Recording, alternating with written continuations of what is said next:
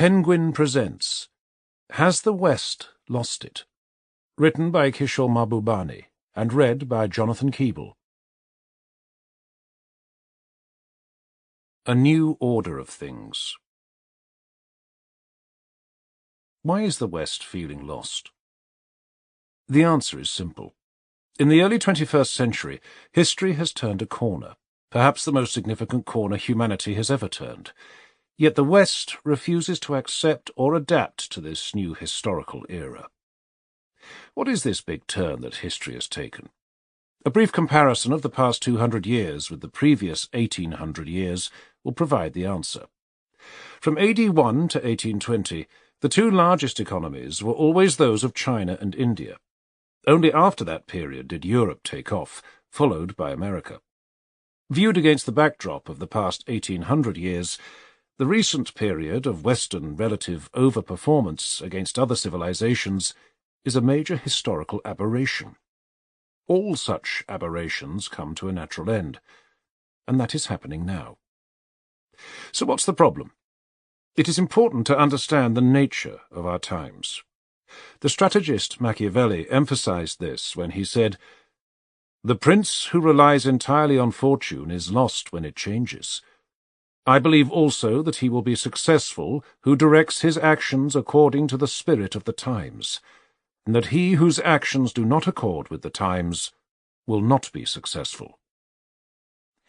Yet even though the spirit of the times has changed, and even though the West will inevitably have to make major adjustments to adapt to this new era, no major Western figure has had the courage to state the defining truth of our times, that a cycle of Western domination of the world is coming to a natural end. Their populations, on the other hand, can feel these large changes in their bones and in the job markets. This in part explains supposedly politically aberrant, to the elites at least, events like Trump and Brexit. To reveal to their people the scale and speed of the changes, Western leaders should take into account two charts. The frequently cited McKinsey chart shows how long China and India were the world's largest economies, as well as their sudden precipitous drop after 1820. The second chart, highlighted by commentator Martin Wolf, shows how China and India have regained their natural share as those of America and Europe have begun to shrink. The Western share of the global economy will continue to shrink. This is inevitable and unstoppable, as other societies have learned to emulate Western best practices. Does this mean that Western livelihoods are bound to get worse? The recent stagnation of incomes and rising job losses among the working classes in America and elsewhere seems to suggest that hard times are coming. R.W. Johnson describes well how wages have stagnated. Between 1948 and 1973, productivity rose by 96.7% and real wages by 91.3%, almost exactly in step. Those were the days of plentiful hard-hat jobs in steel and the auto industry, when workers could afford to send their children to college and see them rise into the middle class. But from 1973 to 2015, the era of globalization, when many of those jobs vanished abroad, productivity rose 73.4%, while wages rose by only 11.1%. He also wrote, "On average, in 1965, an American CEO earned 20 times what a worker did. By 2013, on average, the number was 296 times. The incomes of many Western middle-class populations have also stagnated in recent decades. This is undeniable, but this trend can be reversed. Western leaders need to do a shrewd recalculation of the new global economic order and look for new opportunities for Western workers. As Machiavelli famously warned, there is nothing more difficult than to take the lead in the introduction of a new order of things." The good news for the West is that the global economic pie is not shrinking. In fact, it is growing steadily, and will probably continue growing with some significant changes. Until recently, much of global growth came from G7 economies, not the E7 economies. This has reversed sharply in the past 2 decades.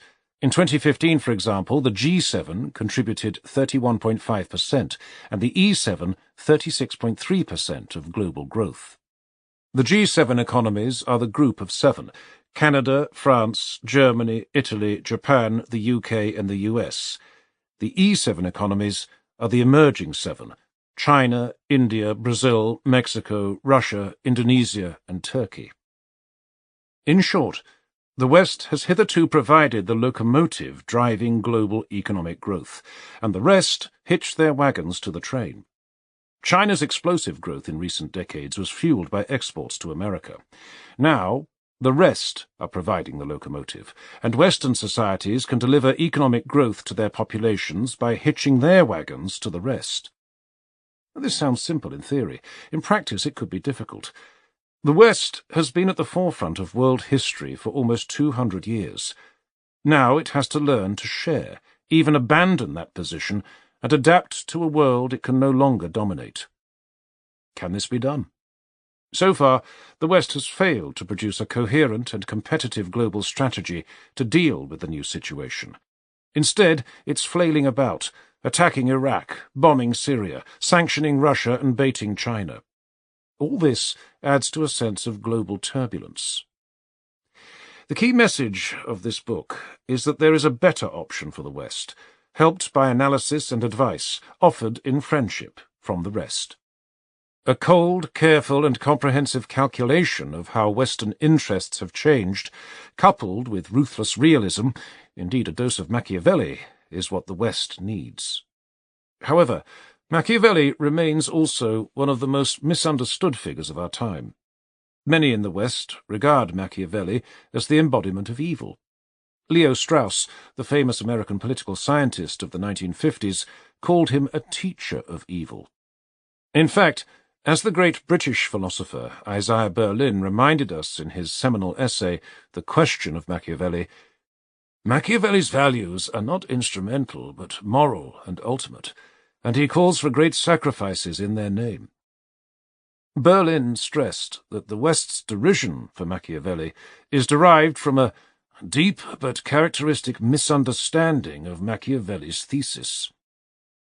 As he explains, Machiavelli understands that public life has its own morality.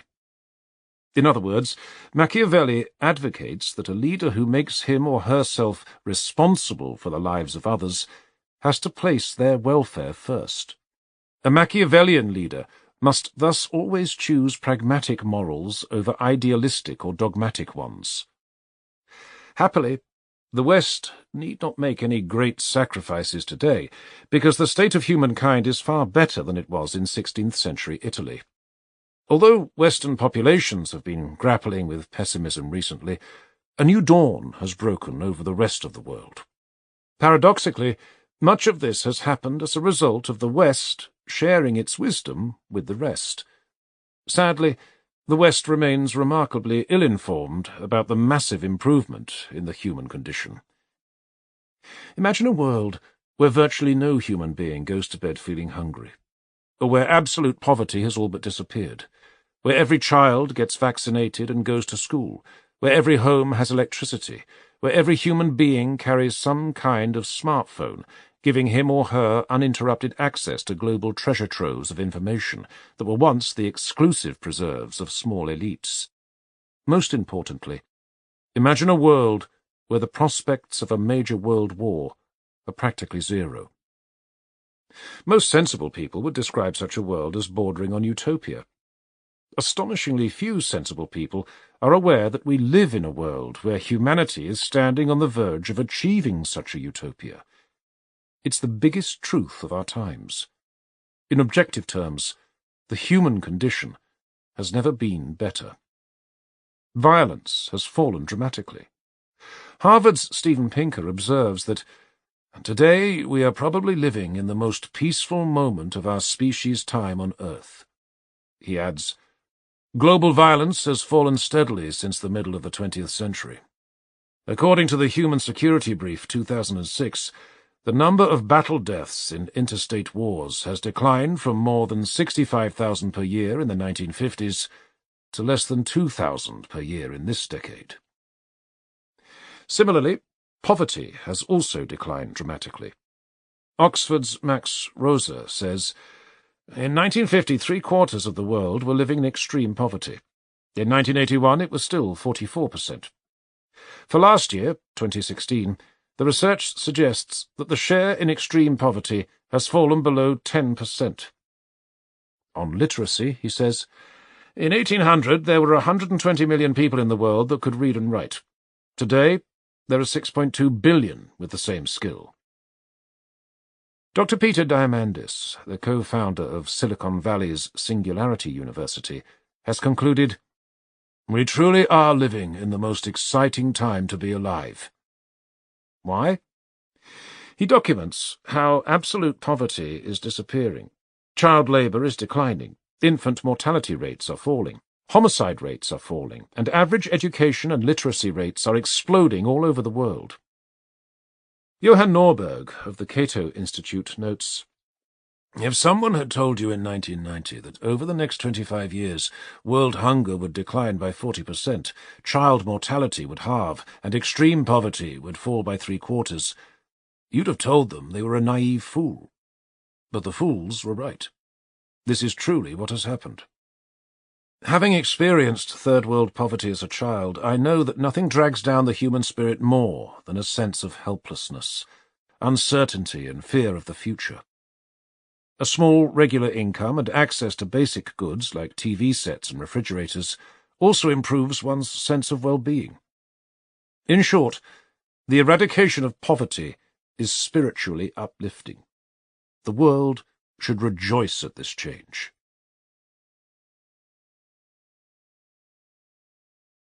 The gift of Western wisdom.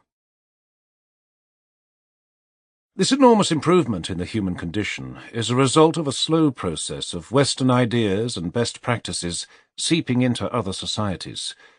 The biggest gift the West gave the rest was the power of reasoning. Reasoning is a commonly used word. The Oxford English Dictionary defines it thus: to think something through, work out in a logical manner. Western forms of reasoning have seeped into Asian minds gradually, through the adoption of Western science and technology, and the application of the scientific method to solving social problems. Science and technology showed the power of empirical proof and constant verification. It led to the adoption of many new technologies, from modern medicine to electricity, from railways to cell phones, all of which improved lives significantly. The application of the scientific method also provided solutions for the seemingly insoluble problems Asians had experienced for millennia, including floods and famines, pandemics and poverty.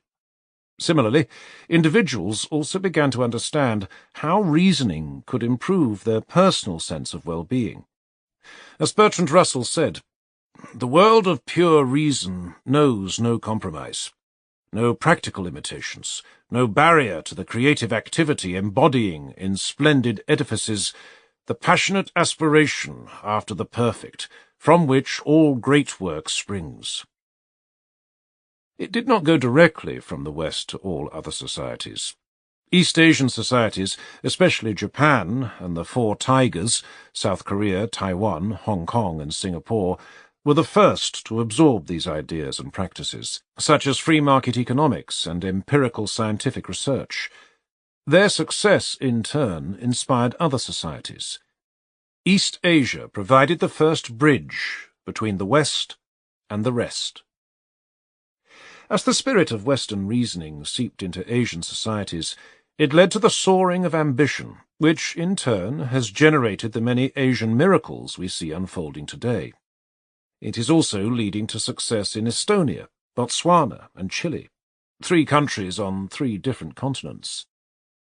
This spread of Western reasoning, in turn, triggered 3 silent revolutions that explain the extraordinary success of many non-Western societies in recent decades. These silent revolutions have gone unnoticed in Western intellectual circles. The first revolution is political. For millennia, Asian societies were deeply feudal. The people were accountable to their rulers, not rulers to their people. Oriental despotism was a fair description of the political environments in all corners of Asia, from Tehran to Tokyo. Each person in Asian societies was supposed to know his or her place. India carried it to the extreme with its caste system. A person's destiny was determined at birth. There was no escape. The rebellion against all kinds of feudal mindsets, which gained momentum in the second half of the 20th century, was hugely liberating for all Asian societies. Millions of Asians went from being passive bystanders to becoming active agents of change. They took control of their personal destinies. Over time, the rulers of most Asian societies came to understand and accept that they were accountable to their people, not the people to them.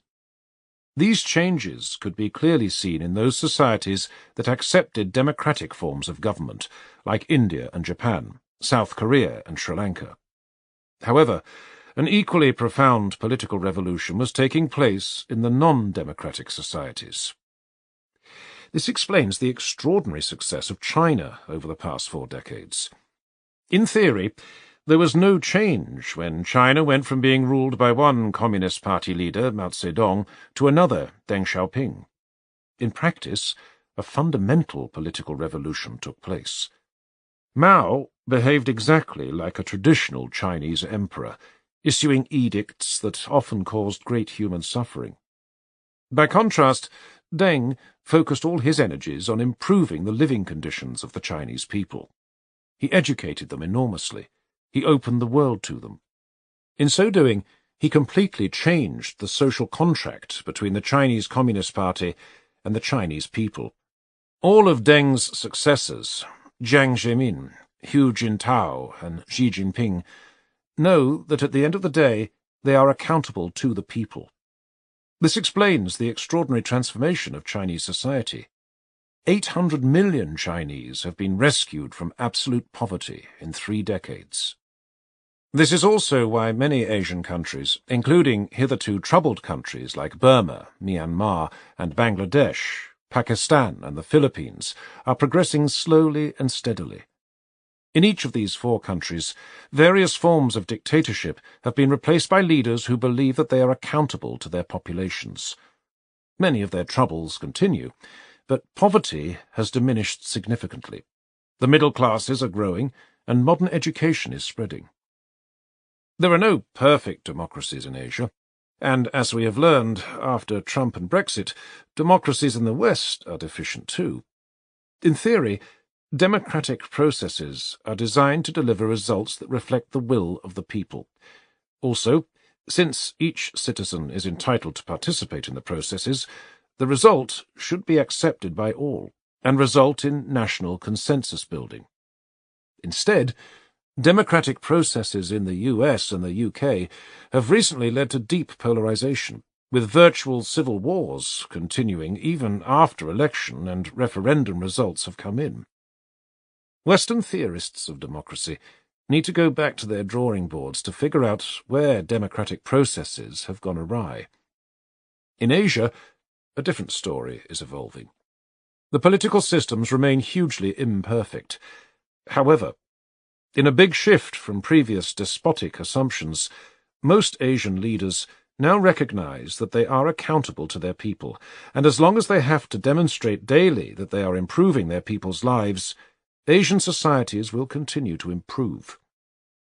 This is one big gift that Western reasoning has made to Asia. Today, Africans and Latin Americans are learning from Asian success stories. In 2008, Kenya launched Vision 2030, an ambitious development program that was heavily inspired by similar concepts in Singapore and Malaysia. Kenya's northern neighbour, Ethiopia, has been explicit in its admiration and emulation of South Korea and Taiwan. In 2015, Ethiopian President Mulatu Teshome said, "Ethiopia is going through a national renaissance, following Korea's model of development." The World Bank's South-South Knowledge Exchange initiative has fostered the exchange of policy lessons and technical assistance between Latin American countries and their developing Asian counterparts. Costa Rica's Investment Promotion Agency, CINDE, followed Singapore's best practice and persuaded Intel to establish a processing plant in the country. The second revolution is psychological. The rest are going from believing that they were helpless voyagers in a life determined by fate to believing that they can take control of their lives and rationally produce better outcomes. In my lifetime, we've gone from my parents' generation, who had zero university education, to my children's generation, who are experiencing almost universal university education. Now multiply these experiences millions, if not hundreds of millions of times. In the last 30 years, we have carried more people over the threshold of university education than we have in the previous 3,000 years. It makes a huge difference if you believe that you can create a better life for yourself and your children. Billions more people believe that they can do this. This enormous psychological revolution also explains why the human condition is getting better. The third revolution is in the field of governance. Here, too, the major transformation can be seen most acutely in Asia. 50 years ago, few Asian governments believed that good rational governance could transform their societies. Now most do. Take the case of Asia's three most populous countries, China, India, and Indonesia. All three had strong founding leaders in the post-colonial era: Mao Zedong, Jawaharlal Nehru, and Sukarno. They were very different personalities, but they shared one common trait. They focused on politics, not governance. This may be because the personality required to lead a country through a revolution or a struggle for political freedom is not necessarily that of someone who knows how to govern and administer a newly established nation-state. Even the great soul Nelson Mandela struggled to provide good governance. By contrast, the current leaders, Xi Jinping, Narendra Modi, and Jokowi, who are also very different in personality, share a common conviction that good governance will transform and uplift their societies. They are actively searching out and implementing public policies that could put their countries on a secure long-term road of economic development.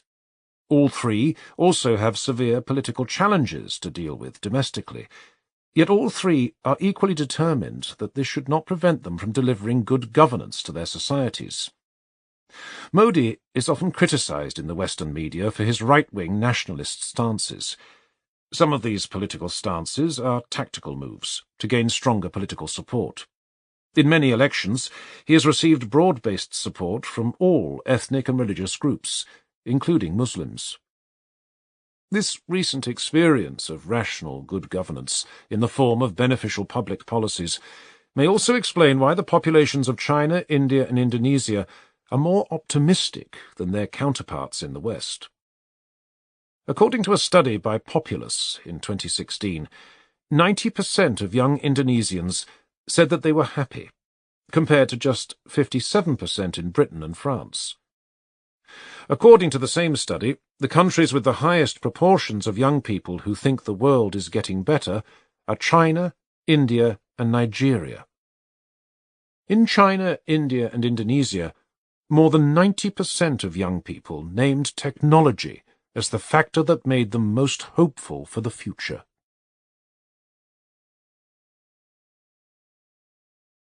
Suicidal Western Wars. In the field of governance, we are witnessing a paradox.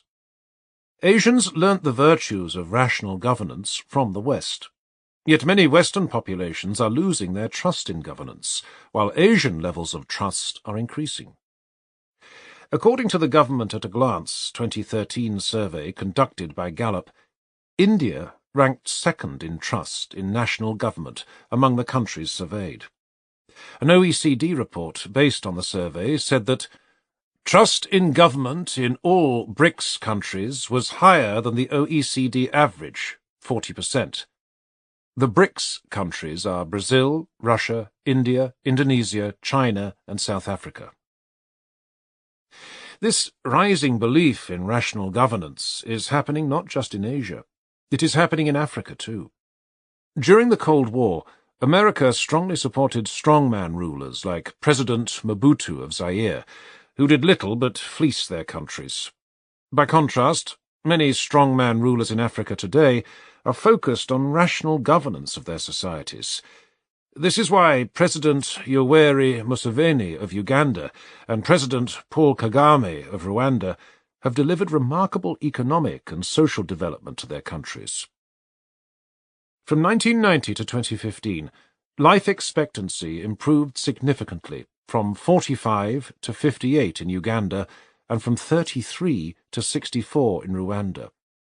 The infant mortality rate decreased from 111.4 per 1,000 live births in 1990 to 37.7 in Uganda, and from 93.2 to 31.1 in Rwanda. Infant mortality rate is defined as the probability of dying between birth and exactly 1 year of age, expressed per 1,000 live births. But the rest have not sent a thank you note to the West. Initially, indeed for centuries, the West used its military and technological prowess to conquer and dominate the planet. Modern science and technology were harnessed to create powerful weapons. By the end of the 19th century, Western power had exploded into every part of the planet. Virtually every society on Earth, including the two previously greatest economic powers, China and India, which had almost half of the world's GDP in 1820, was subjugated by the West. Every other human civilization had no choice but to bend before Western power. And this domination could have carried on for many more centuries, if not for the two suicidal world wars which the Western powers indulged in the first half of the 20th century. These wars, and the rejuvenation of non-Western societies using Western best practices, explain the political liberation of the rest of the world from Western domination in the second half of the 20th century. This liberation was visible in the new flags flying all over the world. What was not visible was the real intellectual liberation that came more slowly, and only gathered pace towards the end of the 20th century. It took a few decades, but the rest of the world eventually figured out how they could replicate Western success stories in economic growth, health, education, and so forth. The West either didn't notice or didn't care. Why not? This liberation of billions of non-Western minds coincided with another moment of Western triumphalism, the end of the Cold War. Moments of triumphalism are inherently dangerous. The giddy spirits of the West were ready to ingest any form of seductive opium. Conveniently, they found this in Francis Fukuyama's famous essay, The End of History. In it, he boldly argued, "What we may be witnessing is not just the end of the Cold War, or the passing of a particular period of post-war history, but the end of history as such. That is, the end point of mankind's ideological evolution and the universalization of Western liberal democracy as the final form of human government." Western rulers fell in love with his essay, and began to believe that their societies had reached the top of the metaphorical Mount Everest of human development, and would not be dislodged. Partly as a result of imbibing Fukuyama's opiate, triumphalists in the West didn't notice that the end of the Cold War coincided with a more fundamental turn of human history, which triggered a new historical era, rather than ending history. China and India, the two sleeping giants of Asia, were waking up. Deng Xiaoping's four modernizations policy, reforming the fields of agriculture, industry, national defense, and science and technology, gathered pace in the 1980s. Prime Minister Narasimha Rao opened up the Indian economy in 1991, ushering in foreign investment, reducing import tariffs and duties, and deregulating markets. The sound of the Western celebratory drums at the end of the Cold War was not the only event hiding the return of China as a major player in the international order. The Tiananmen Square events happened in June 1989. The mass demonstrations and the killings that followed convinced the West that the Chinese communist regime was another corrupt regime about to collapse. As a result, the West didn't notice the remarkably bold decision of Deng Xiaoping to carry on with the opening of the Chinese economy, despite the huge political challenge posed by Tiananmen. A more nervous Chinese leader would have shuttered China again. Deng didn't. As a result, Chinese economic growth continued steadily in the 1990s. This gave China the confidence to apply to join the World Trade Organization, WTO. Then another event distracted the West: 9/11 in 2001. Instead of reacting thoughtfully and intelligently, the prevailing intellectual hubris led to the disastrous decision to invade Iraq. America has the world's best universities and think tanks, as well as the most globally influential professors and pundits. Yet none of them highlighted, or highlight now, the fact that the most historically consequential event in 2001 was not 9/11. It was China's entry into the WTO. The entry of almost 1 billion workers into the global trading system would obviously result in massive creative destruction and the loss of many jobs in the West. In August 2017, a Bank for International Settlements report confirmed that the introduction of new workers from China and Eastern Europe led to declining real wages and a smaller share of labour in national output. It added that this naturally meant that inequality within Western economies rose. This was one major reason why Trump and Brexit happened 15 years later. The working-class populations could feel directly what their elites couldn't. Their lives were being disrupted by fundamental changes taking place in the world order, and their leaders had done nothing to explain to them what was happening or to mitigate the damage. Sadly, most elites in the West still view with contempt all those who voted in favour of Trump and Brexit. Hillary Clinton revealed this when she described Trump's supporters as a basket of deplorables.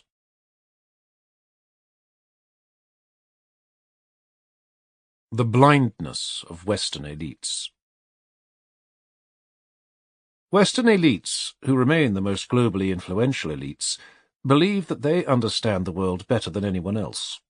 They display little humility when they write in the pages of the New York Times, or the Financial Times, the Wall Street Journal, or The Economist, or when they speak on the BBC and CNN. Most of these elites remain convinced that they are right.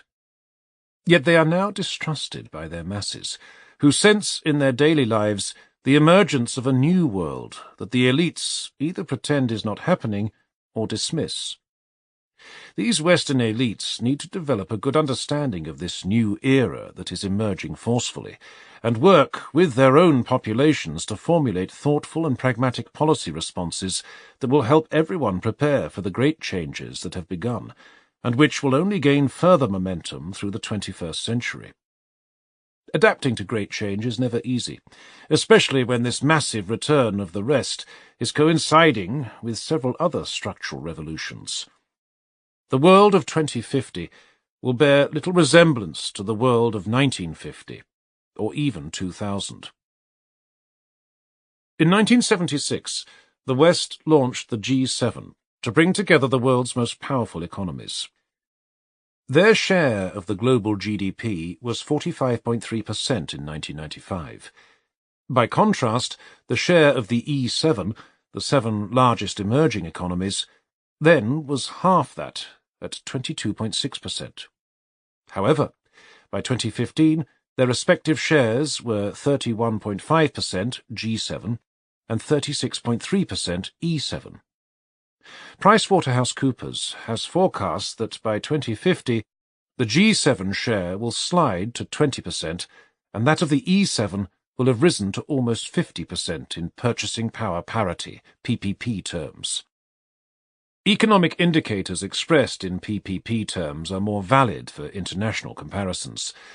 This is because PPP-based metrics take into account the differences in cost of living and inflation in the respective countries. PPP is calculated using a basket of goods approach. Using this method, two currencies will have the same value if a predetermined basket of goods is priced the same in both their countries. Few periods of human history have seen such enormous changes in one lifetime. Sadly, no brave Western leader has emerged to speak honestly about them.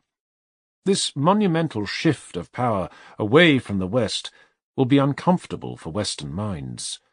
Ignoring it will only mean delayed and more painful adjustments for Western societies. And the West should bear in mind that the adoption of various Western best practices globally is also creating a more peaceful and prosperous planet that the West can live in happily. Let's step back from the daily headlines of bad news to see how countries that were seen as hopeless are progressing. Pakistan is one of the most troubled countries in the world.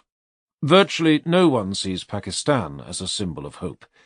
Yet despite being thrust into the front lines by George W. Bush after 9/11 in 2001 and forced to join the battle against the Taliban, Pakistan experienced a staggering fall in poverty from 2002 to 2014, according to the World Bank, halving to 29.5% of the population. In the same period, the middle-class population soared. Henry Kissinger famously described Bangladesh as a basket case country, after he opposed the separation of Bangladesh from Pakistan in 1971. Yet it has achieved an average rate of 5.5% growth over the past 2 decades. More amazingly, the World Bank has announced that Bangladesh can reach its goal of achieving middle-income status by 2021. Life expectancy in Bangladesh has also risen sharply, from 45.83 in 1960 to 69.68 in 2010. For the first time in centuries, the poor people of Bangladesh are feeling hopeful for the future. Hope begets happiness. When countries like Bangladesh and Pakistan have begun marching steadily towards middle-class status for a significant part of their populations, the world has turned a corner. Indeed, the statistics for the growth of middle classes globally are staggering. From a base of 1.8 billion in 2009, the number will hit 3.2 billion by 2020. By 2030, the number will hit 4.9 billion, which means that more than half the world's population will enjoy middle-class living standards by then. In theory, these statistics only tell a story about economic development.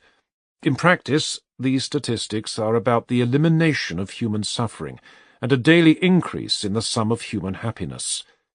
As a result of economic growth, each year new clinics and schools are built, electricity lines and water pipes are laid, more children are vaccinated, women get educated, fewer babies die, more people live longer, and people get better jobs.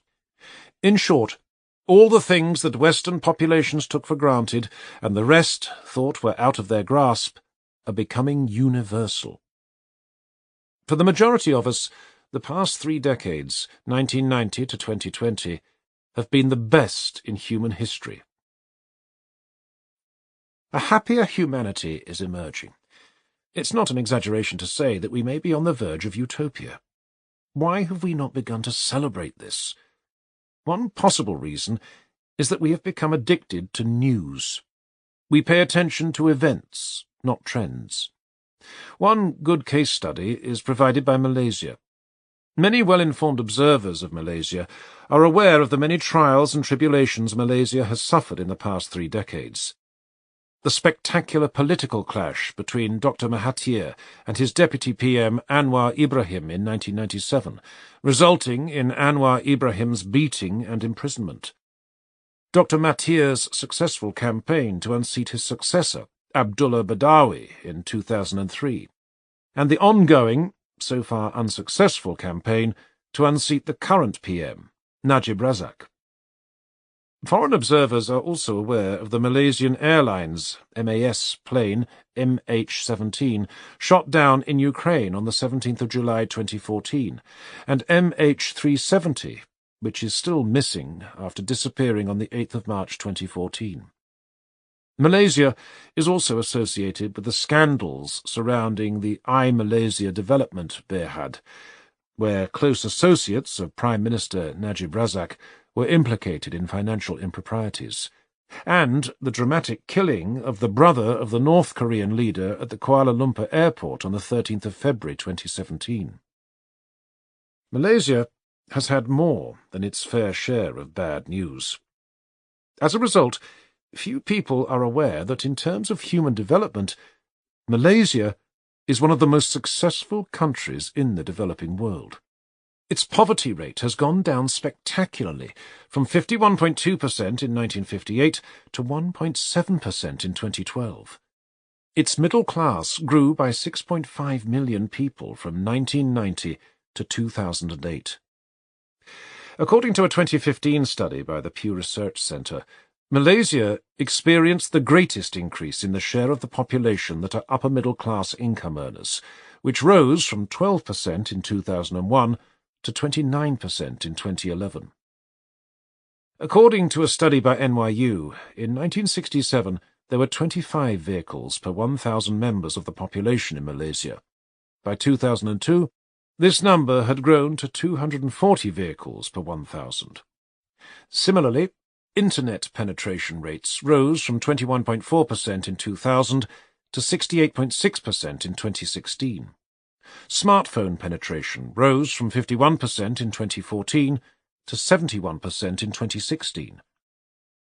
According to the Spring 2015 Pew Global Attitude Survey, which measured the share of adults owning a smartphone, Malaysia ranked 9th in the world. As a result, Malaysians have become well connected with the new modern economy. This ignorance about the extraordinary progress made by billions on our planet is aggravated by the global supremacy of Western media, which dominate global news and infect the world with the prevailing Western pessimism. Historians in the future will marvel at how the end of the 200-year Western domination of world history, circa 2020, coincided with a new dawn in human history. It could have been otherwise. The end of Western domination could have resulted in a new dark age for the world. Indeed, many in the West still believe that we are on the threshold of such a dark age today. The truth is the exact opposite. Given the dominance of bad news in the West, accentuated by Trump and Brexit, few in the West have noticed another startling fact of our times. 3 of the 4 most populous countries in our world are Asian: China, 1.3 billion, India, 1.2 billion, and Indonesia, 250 million. All 3 are led by exceptionally honest and competent leaders: Xi Jinping, Narendra Modi, and Jokowi, respectively. Is this an amazing coincidence, or is it perhaps a reflection of our times? These societies are in the throes of a new resurgence. As such, their people expect and support strong, competent leaders.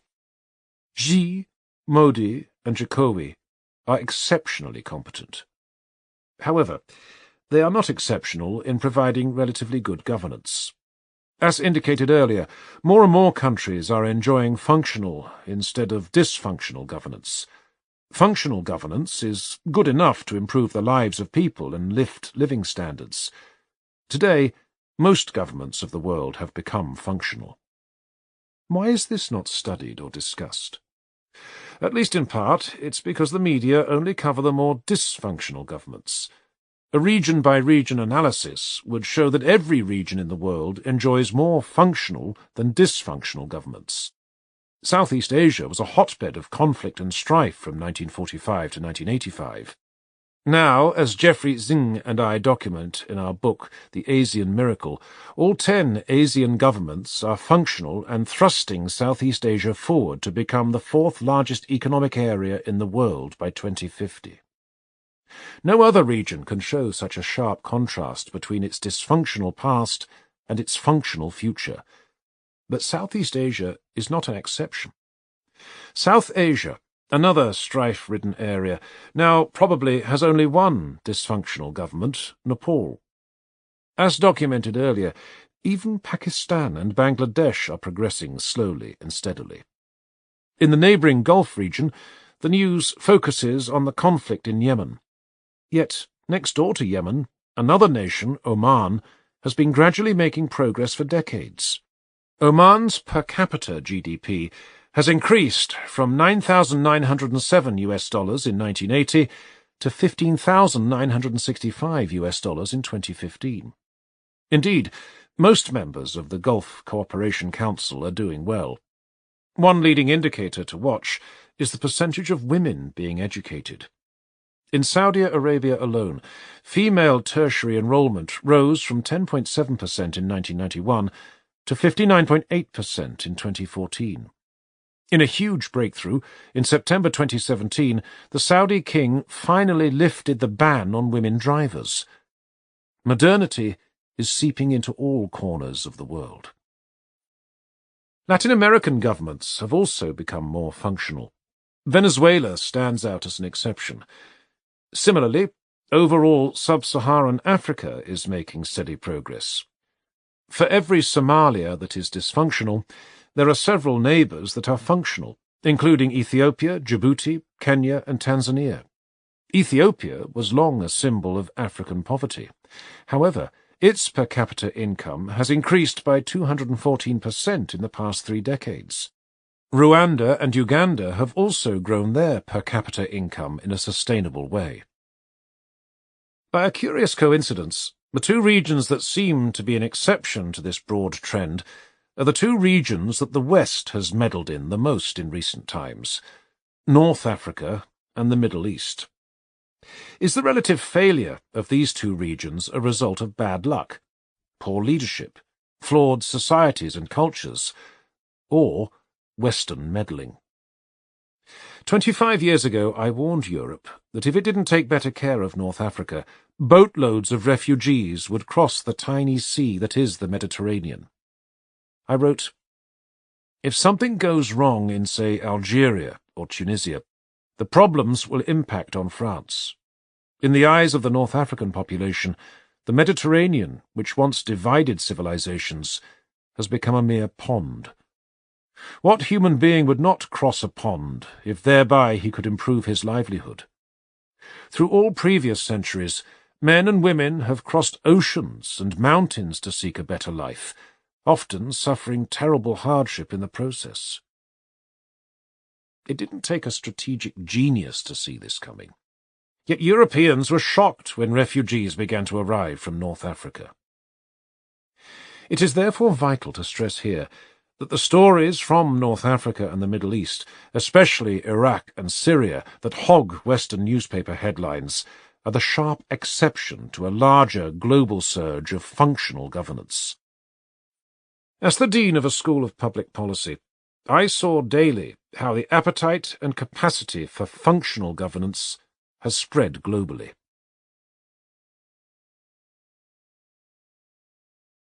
The global explosion of travel.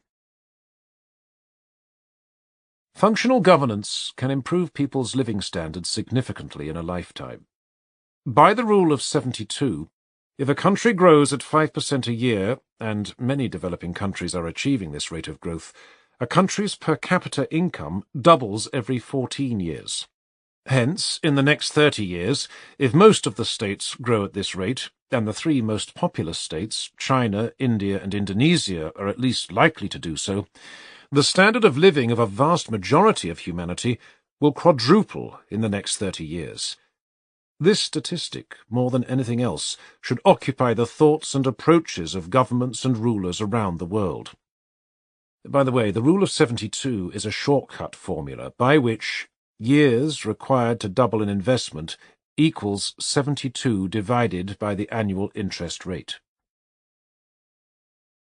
We can see the impact of higher living standards in the global explosion of travel beyond borders. A popular Western expression is, "people vote with their feet." More and more people are voting with their feet nowadays. They are voting with their feet to travel overseas, and they are also voting with their feet to return home. These are the global figures. In 1950, the world saw 25.3 million international tourist arrivals. In 2015, the number had hit 1.16 billion, a 45-fold increase.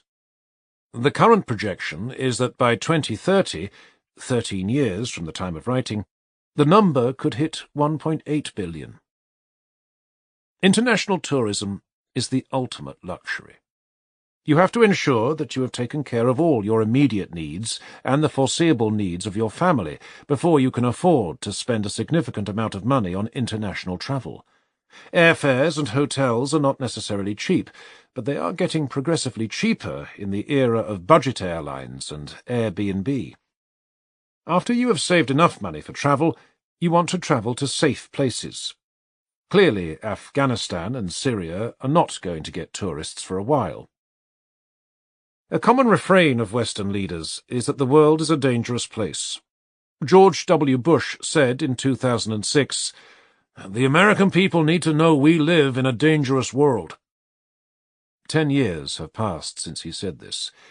If he had been right, we should have seen a sharp reduction in international tourist flows over the past decade, especially since tourists tend to be risk-averse. They do not travel overseas to endanger their lives. Yet in the period of 2005 to 2014, while the world was ostensibly getting more dangerous, the number of international tourists jumped from 823 million to 1.16 billion. The story of tourist flows from China is particularly telling. The Chinese are voting with their feet in ever greater numbers. In 1980, when I first visited China, there were 0 Chinese tourists going overseas. Only officials travelled overseas. By 2015, there were 100 million Chinese tourists. Why is this figure remarkable? Many in the West still see the Chinese people as suffering because they are ruled by a repressive and harsh communist regime. If this Western perception were true, would 100 million Chinese people be able to travel overseas freely? The old Soviet Union, also run by a communist party, never allowed Soviet citizens to travel overseas. And more significantly, would 100 million Chinese tourists return home freely if they were indeed oppressed? The inability to see the explosion of new personal freedoms that the Chinese people are enjoying means that the West is also unable to see that Chinese civilization is beginning to experience the most glorious period ever in its 3,000-year history. A similar renaissance will occur in many societies as we become a world with universal access to information. As a young, poor boy in Singapore in the 1950s, I wanted to own the Encyclopaedia Britannica. I never fulfilled this dream. Today, most young boys and girls will eventually get access to the contents of an equivalent of the Encyclopaedia Britannica. Sometime in the next decade or two, we will live in a world where over half the world's population will have access to a smartphone, and smartphones are getting smarter and smarter. As recently as 1990, there were close to 0 mobile phones in India. By December 2015, there were almost 1 billion subscriptions, though most of them were for dumb phones. Today, India is the world's second-largest smartphone market, with more than 220 million unique users. According to the 2016 Ericsson Mobility Report, Indian usage is predicted to nearly quadruple to reach 810 million smartphone subscriptions by 2021. That's only 3 years away. Just as India took a major leapfrog over landlines to provide universal access to all phones, it will take another major leapfrog over ATMs to create a cashless society by enabling smartphones to make payments. China is already ahead of America and Europe in doing this. Many of life's little inconveniences disappear with the smartphone. The smartphone also helps explain why we are experiencing the greatest advancements of the human condition.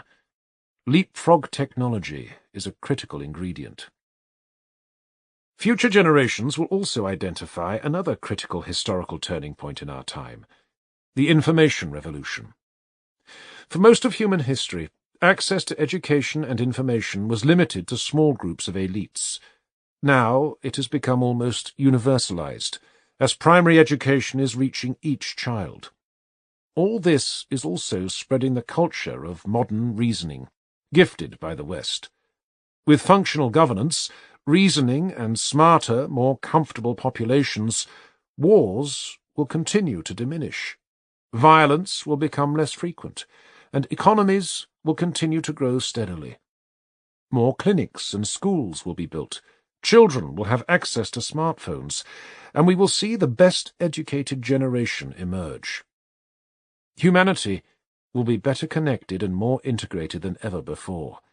Historians will look back at our generation and thank it for propelling humanity towards the most promising era in human history. And they will, of course, wonder why we didn't realize it was happening and adjust our policy approaches accordingly. This is especially pertinent for the West.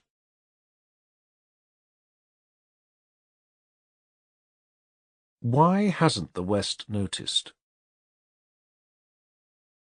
Few leading Western minds are aware of, or if they are aware, they are not focused on, this explosive improvement in the human condition over the past 3 decades.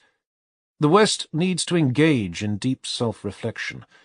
In so doing, the West will see more clearly how and why it needs to change course if it is going to keep itself safe and prosperous in the 21st century. As George Orwell wrote, "To see what is in front of one's nose needs a constant struggle." Honest self-reflection is never easy. As an amateur student of psychology, I learned from a very young age how prevalent self-deception can be. To break through the natural tendency to deceive ourselves, we have to deal with painful and uncomfortable truths. For example, few in the West will openly acknowledge that one key word explains why the West lost its way at the end of the Cold War: hubris.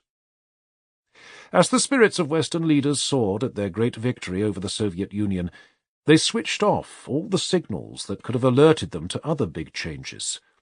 This is, after all, a normal human response to a great victory.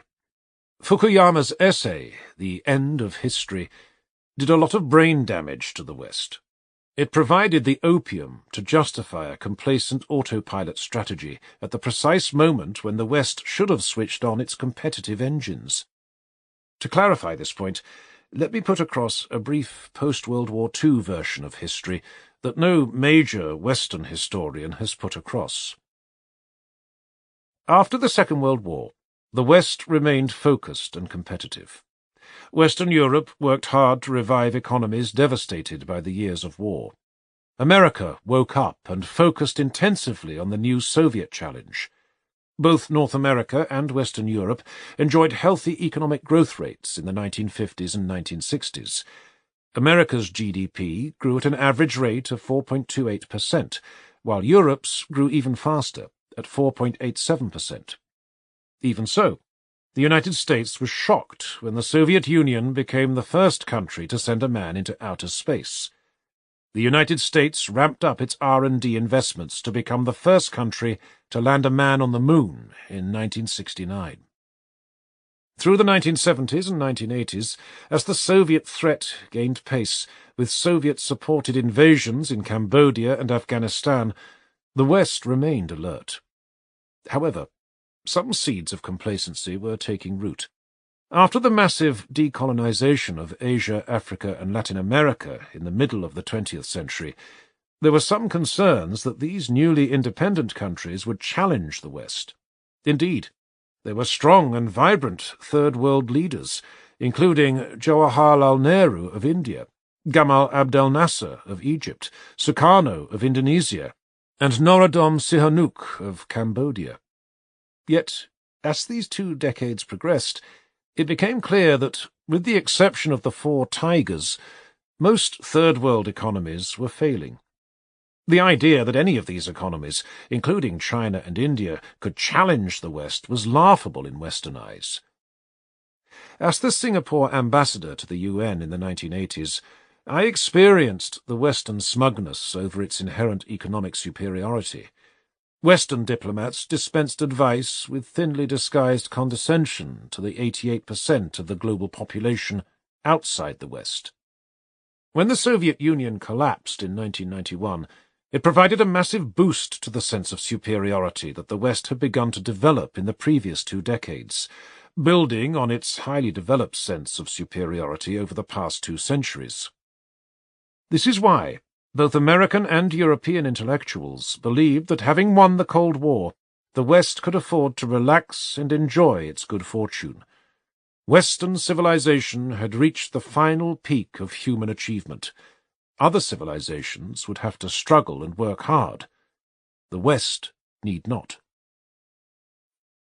Willy Claes, the former Foreign Minister of Belgium, said in the early 1990s that the Cold War has ended. There are only 2 superpowers left, the United States and Europe.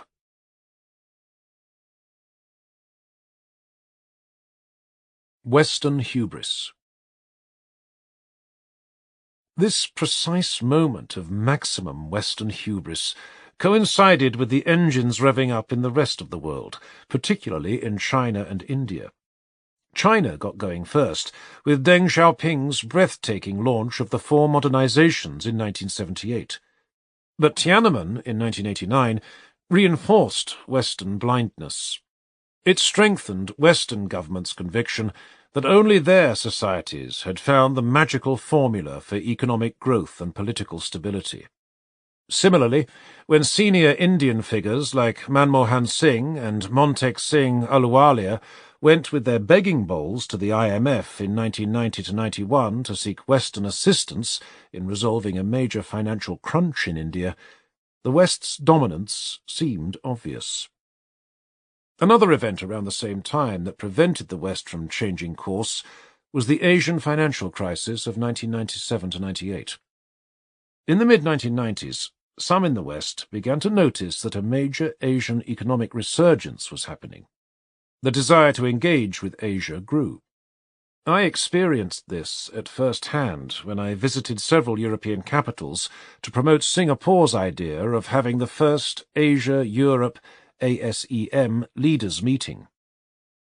The first ASEM summit was held in Bangkok with great fanfare on the 1st and 2nd of March 1996.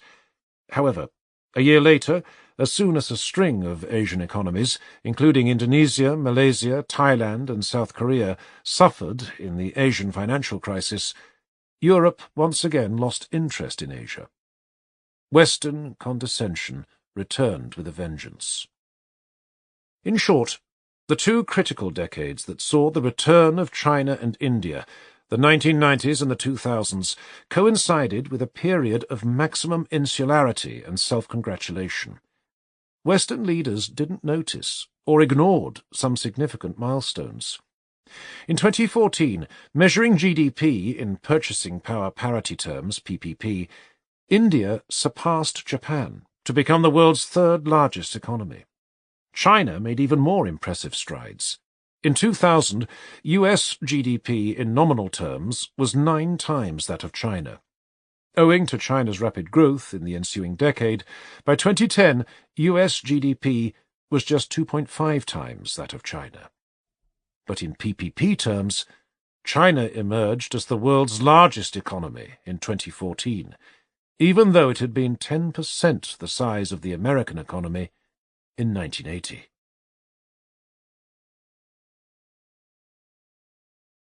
Strategic errors. Islam, Russia, and meddling in world affairs. If the West had noticed this great renaissance, they would have concentrated on the real issues shaking up their societies. Instead, blinded by hubris, the West made a series of strategic errors, intervening in Islamic countries, underestimating Islam as a religion, and failing to address the root of the problem when it comes to terrorism. The most unwise intervention was to invade Iraq in March 2003. In theory, Iraq happened because of 9/11. In practice, it was just a demonstration of Western, especially American, hubris and strategic incompetence. To say that this war was a massive act of stupidity is an understatement. It was an act of folly on several counts. The United States invaded Iraq in revenge against the attack by an Islamic militant, Osama bin Laden. Yet in doing so, it removed a strong secular leader who was opposed to Osama bin Laden, Saddam Hussein. The United States also declared that it was worried about Iranian power. By destroying Saddam and the Taliban, America gave Iranian power a major boost. George W. Bush said that the invasion of Iraq was meant to create a strong, stable democracy in Iraq. Instead, with the assistance of the graduates of the leading universities of the world, he created a royal mess. Iraq has now become a textbook example of how not to invade a country. Singapore's founding Prime Minister, Lee Kuan Yew, a friend of the United States, noted wryly that even the Japanese had done better in the Second World War. Iraq was a disaster. What made it worse was that it reinforced the conviction among 1.5 billion Muslims that the loss of Muslim lives did not matter to the West. A fair question that future historians may well address is whether the surge of Islamic terrorist incidents in Western capitals was an indirect consequence of this thoughtless campaign of bombing Islamic societies. The West makes one fundamental mistake in all its dealings with the Islamic world. It underestimates the religion of Islam. Western analysts survey the Islamic world and see a string of weak societies. They associate the Islamic world with failed states, like Afghanistan and Somalia, or broken states like Iraq and Syria. Yet even though many Islamic societies are struggling, Islam itself is only growing in strength. Indeed, to put it bluntly, Islam may well be the most dynamic and vibrant religion on earth. According to the Pew Research Center, the Muslim population will grow more than twice as fast as the overall world population between 2015 and 2060, and in the second half of this century will likely surpass Christians as the world's largest religious group. While the world's population is projected to grow 32% in the coming decades, the number of Muslims is expected to increase by 70%, from 1.8 billion in 2015 to nearly 3 billion in 2060. In 2015, Muslims made up 24.1% of the global population. 45 years later, they are expected to make up more than 3 in 10 of the world's people, 31.1%. Islam is not just getting more adherents. Muslims are also becoming more religious. Since the Western mind likes to extrapolate Western assumptions into the human condition, it assumes that the modernization and economic development of any society will lead to less religiosity and more secularism. In the Islamic world, the reverse is happening. Economic development and education are leading to greater religiosity. Greater numbers of women are wearing the hijab, even in parts of the world where it was rarely worn for centuries, including Central Asia and Southeast Asia. And, as the Islamic world becomes better educated and more religious, it remembers well the millennia of dealing with stronger and militarily superior Western societies. Many young Muslims resent the weakness of Islamic societies vis-à-vis the West. Many of them are therefore seduced by the violent rhetoric of Islamic clerics who point out the indifference of the West to the loss of Muslim lives. The young men who carried out terrorist attacks on the 3rd of June 2017 in London were influenced by the Islamist preacher Musa Jibril, who tweeted, "No intervention in Syria for over 2 years, because those being killed are Muslim. Yet France quickly intervenes to massacre the Mali Muslims." Let me put across a very sensitive point as delicately as possible. In going after a series of individuals who have been inflamed by such Islamist rhetoric, the West is pursuing a strategy as futile as that of cutting off the tip of the iceberg to save the Titanic. Until the iceberg is dealt with, the problem will never be solved. The West should engage in deep reflection on what it has done to the Islamic world for the past 2 centuries. This historical record will continue to haunt relations between Islam and the West over the next 2 centuries. The West's second major strategic error was to further humiliate the already humiliated Russia. Gorbachev's unilateral dissolution of the Soviet Empire was an unimaginable geopolitical gift to the West, especially America. The Russia that remained was a small shell of the Soviet Empire. After winning the Cold War without firing a shot, it would have been wise for the West to heed Churchill's advice. In victory, magnanimity. Instead, the West did the exact opposite. Contrary to the implicit assurances given to Gorbachev and Soviet leaders in 1990, the West expanded NATO into previous Warsaw Pact countries, including the Czech Republic, Hungary, Poland, Bulgaria, Estonia, Latvia, Lithuania, Romania, and Slovakia. Tom Friedman was dead right when he said, "I opposed expanding NATO toward Russia after the Cold War, when Russia was at its most democratic and least threatening. It remains one of the dumbest things we've ever done, and of course laid the groundwork for Putin's rise." The humiliation of Russia led to an inevitable blowback. The Russian people elected a strongman ruler, Vladimir Putin, to defend Russian national interests strongly. Putin was elected president in 2000 and re-elected in 2012, and he also served as Prime Minister from 1999 to 2000 and 2008 to 2012. Yet, even while Putin was in office in the 2000s, the West threatened to expand NATO into Ukraine, despite the fact that eminent American statesmen like Henry Kissinger and Zbigniew Brzezinski cautioned against it. Speaking of Ukraine, Kissinger said, "I don't think it's a law of nature that every state must have the right to be an ally in the framework of NATO." Brzezinski said, "Russia should be assured credibly that Ukraine will not become a member of NATO." These warnings were ignored. America supported the demonstrations against President Viktor Yanukovych of Ukraine when his regime collapsed in 2014. Putin knew that the next Ukrainian government might push Ukraine into NATO. The result would have been that Crimea, which had been part of Russia from 1783 to 1954, would have been used by NATO against Russia. Putin felt that he simply had no choice but to take back Crimea. Even Gorbachev supported him. The Crimea episode showed that there is only so much humiliation that any nation can take. It was inevitable that the Russian people would say, "Enough is enough." Putin's election reflected the will of the people. They wanted a strongman ruler who could also poke the eyes of the West. He did this by invading Crimea and supporting Assad in Syria. There are no saints in geopolitical games. There is only tit for tat.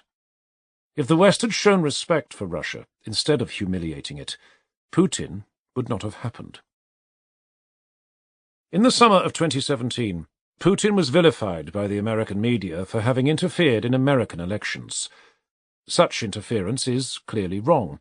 Yet no American leader asked the obvious question in this 2017 debate. Has America interfered in other countries' elections? Dov Levin of the Institute of Politics and Strategy at Carnegie Mellon University has compiled a database documenting that it has, more than 80 times between 1946 and 2000. The West is no saint either, though it is regularly in danger of believing itself to be so. And so to the West's third error, thoughtless intervention in the internal affairs of several countries. It is not a coincidence that the end of the Cold War saw a flurry of so-called colour revolutions. A partial list includes the following: Yugoslavia in 2000, bulldozer; Georgia in 2003, rose; Ukraine in 2005, orange. Iraq in 2005, purple. Kyrgyzstan in 2005, tulip. Tunisia in 2010, jasmine. Egypt in 2011, lotus. Many of these colour revolutions were internally generated. However, when they surfaced, the West rushed to support them because in the minds of Western policymakers, especially American ones, the export of democracy was an inherent good. Hence, they believed that they were living up to the highest moral standards of Western civilization. Few in the rest are convinced that the West's post-Cold War encouragement of democracy abroad represents a moral impulse. Instead, they see this as a last futile attempt to continue the 2-century period of Western domination of world history through other means. They also notice the cynical promotion of democracy in adversarial countries like Iraq and Syria, and not in friendly countries like Saudi Arabia. Most disastrously, when the intervention turns sour, as in Iraq or in Libya, the West walks away and takes on no moral responsibility for the adverse consequences. One painful truth that cannot be denied is that this thoughtless attempt to export democracy has increased, not decreased, human suffering in many countries. The West has lost its way significantly in the past 3 decades. It needs to change course. But before formulating a new strategy, the West needs to accept the changed mindsets of non-Western populations. A resurgent rest will not wear the same degree of Western intervention as it did in the past. Until the West understands this, it will not understand why it needs a new strategy to remain successful.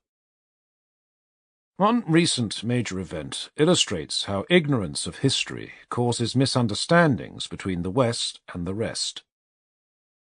When 9/11 happened, most Americans felt they were innocent victims, subject to an unprovoked attack.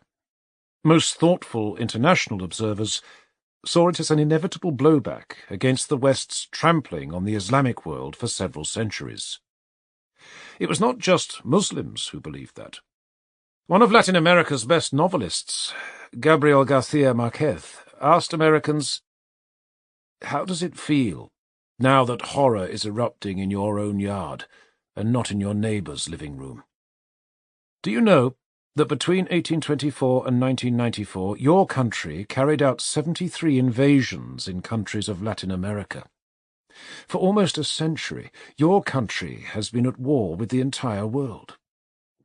How does it feel, Yank, knowing that on September the 11th, the long war finally reached your home?" The West must recognize that all of humanity is one. 7 billion people live in 193 separate cabins on the same boat. The big problem is that while we have captains and crews taking care of each cabin, we have no captain or crew taking care of the whole boat. We can and should strengthen multilateral institutions of global governance, like the UN, the IMF, the World Bank, and the WHO, to take care of common global challenges. It's unhelpful that America is led by a president who refuses to recognize that we belong to a single human tribe living together on a fragile little planet, the only habitable place within the universe that we know of. If we screw up the only planet we have, we don't have a planet B to go to. Fortunately, the spread of modern reasoning by the West has made the rest of the world more rational and responsible. Hence, even though Donald Trump, the leader of the best-educated society on Earth, is today making unwise decisions on climate change and triggering a new nuclear arms race, his kind of ignorance will eventually be overwhelmed by the broader, well-informed human community which will rebel against such erroneous thinking. The West did the world a favour by sharing its culture of reasoning with the rest. Now, the rest, after gaining the same access to the best sources of information, will be able to educate the West on the virtues of working together to protect and preserve planet Earth. Just as Donald Trump has pulled America backwards in the battle against climate change, the two most populous nations, China and India, have moved forward, instead of blaming the West for creating the climate crisis, which is technically correct. And guess what? The Chinese and Indian people are supporting their governments. With greater access to information, they know that China and India will suffer if climate change worsens. There was no guarantee that China and India would continue to be reasonable on climate change after Trump made America unreasonable. The fact that they are is a clear cause for celebration.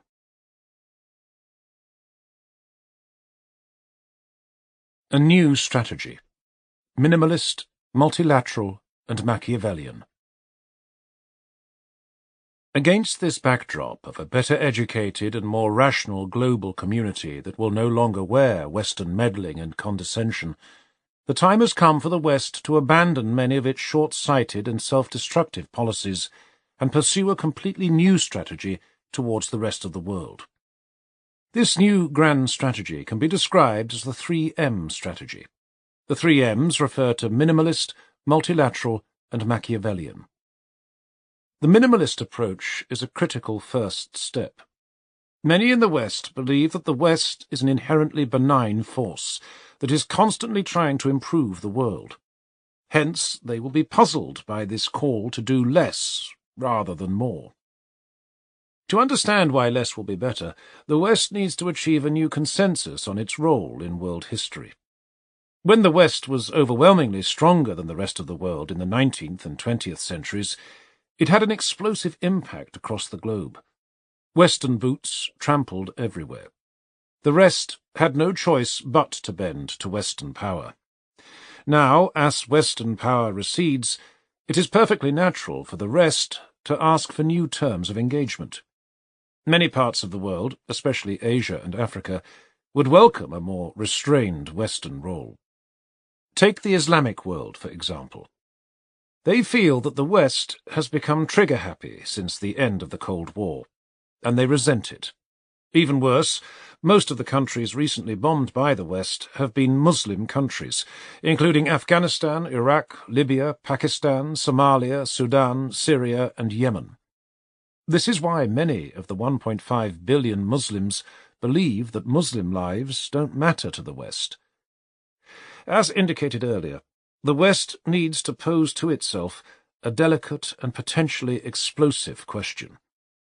Is there any correlation between the rise of Western bombing of Islamic societies and the rise of terrorist incidents in the West?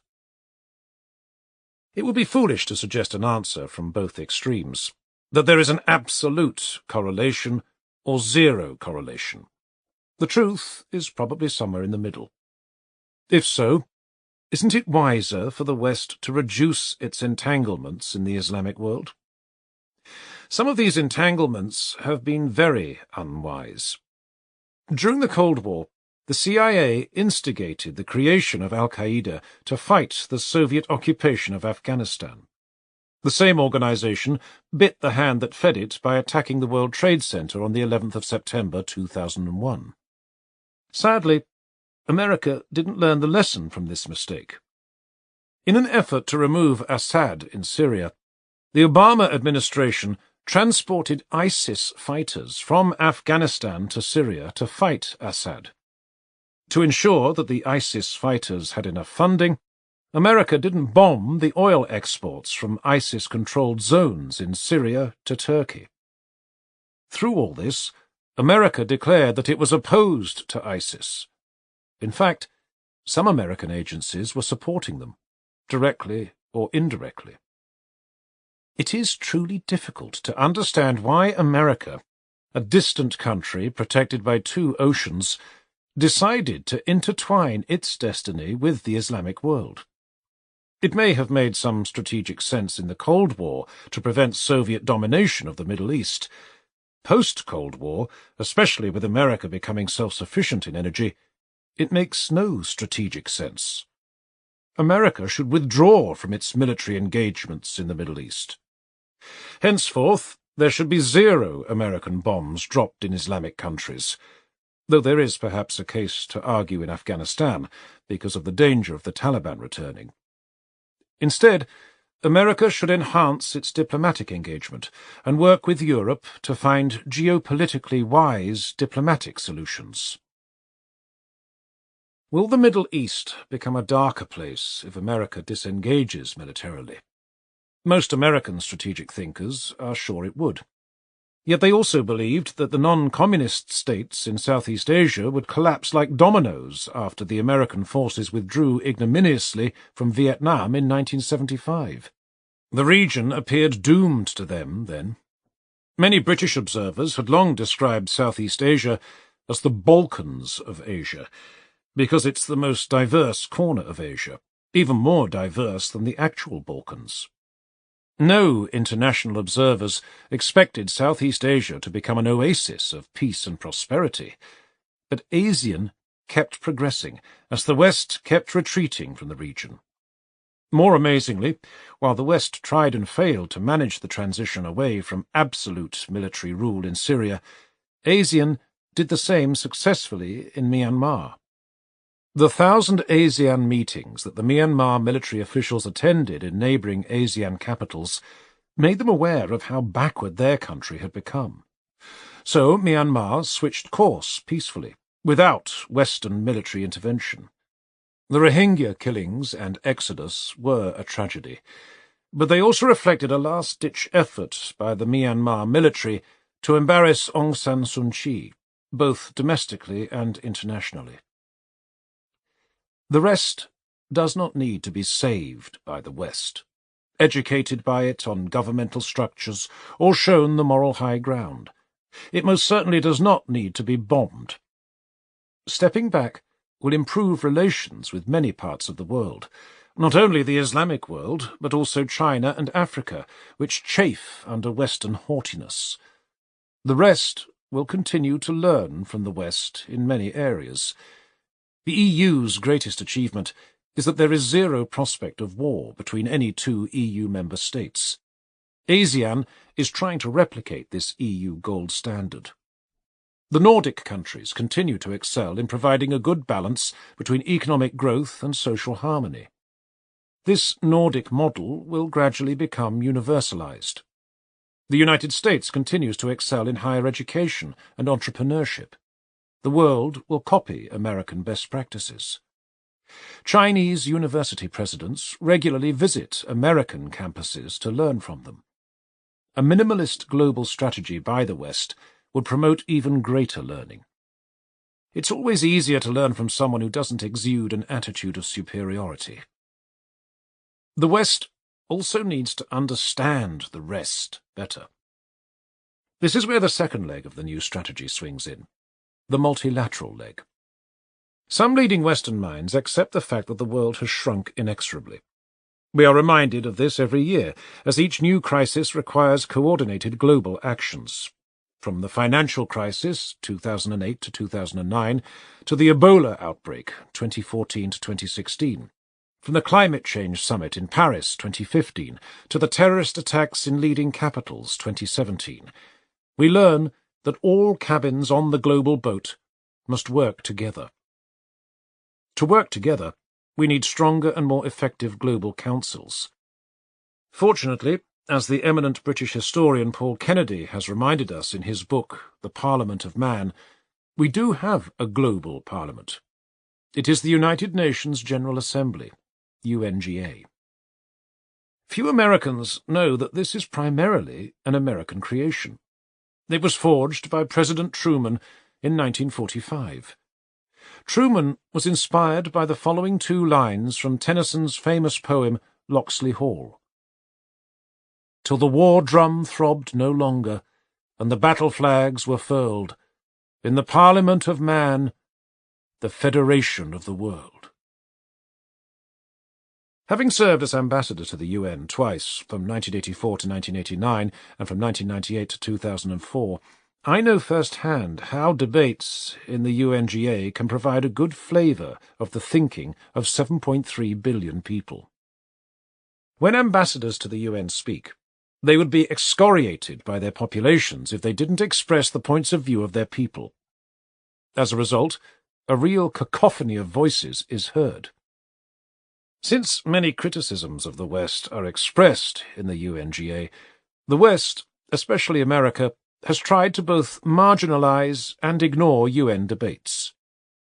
Daniel Patrick Moynihan, US ambassador to the UN in the 1970s, wrote in his memoirs, "The Department of State desired that the United Nations prove utterly ineffective in whatever measures it undertook. This task was given to me, and I carried it forward with no inconsiderable success." The American political scientist Edward Luck has said, "The last thing the U.S. wants is an independent UN throwing its weight around. The U.S. isn't going to allow the organization to dictate things inconsistent with the objectives of U.S. leadership." America marginalizes the world's voices. Here again, let me ask a politically sensitive question. Would there have been fewer terrorist attacks on Western capitals had they paid more heed to the voices of the rest? Why did the first Iraq invasion by father President Bush in 1991 succeed spectacularly, while the second Iraq invasion by son President Bush in 2003 failed miserably? The most essential difference is that the elder Bush sought and obtained the support of the UN.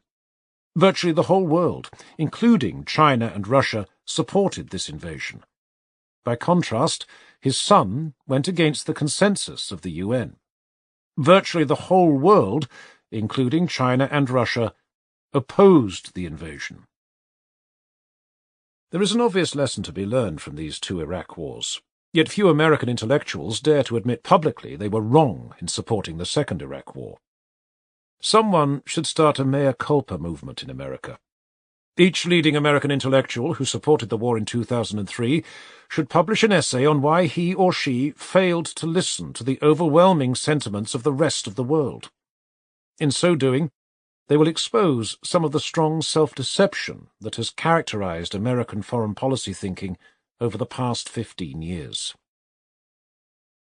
One myth that surprisingly many Americans believe is that America is often prevented from doing the right thing in the UN, for example in Syria, because of the opposition of non-democratic states like Russia and China. The remarkably sanctimonious statements made by the American ambassadors to the UN, Samantha Power and Nikki Haley, reinforce this belief. Nikki Haley said, after Russia and China blocked sanctions on Syria in February 2017, "They put their friends in the Assad regime ahead of our global security.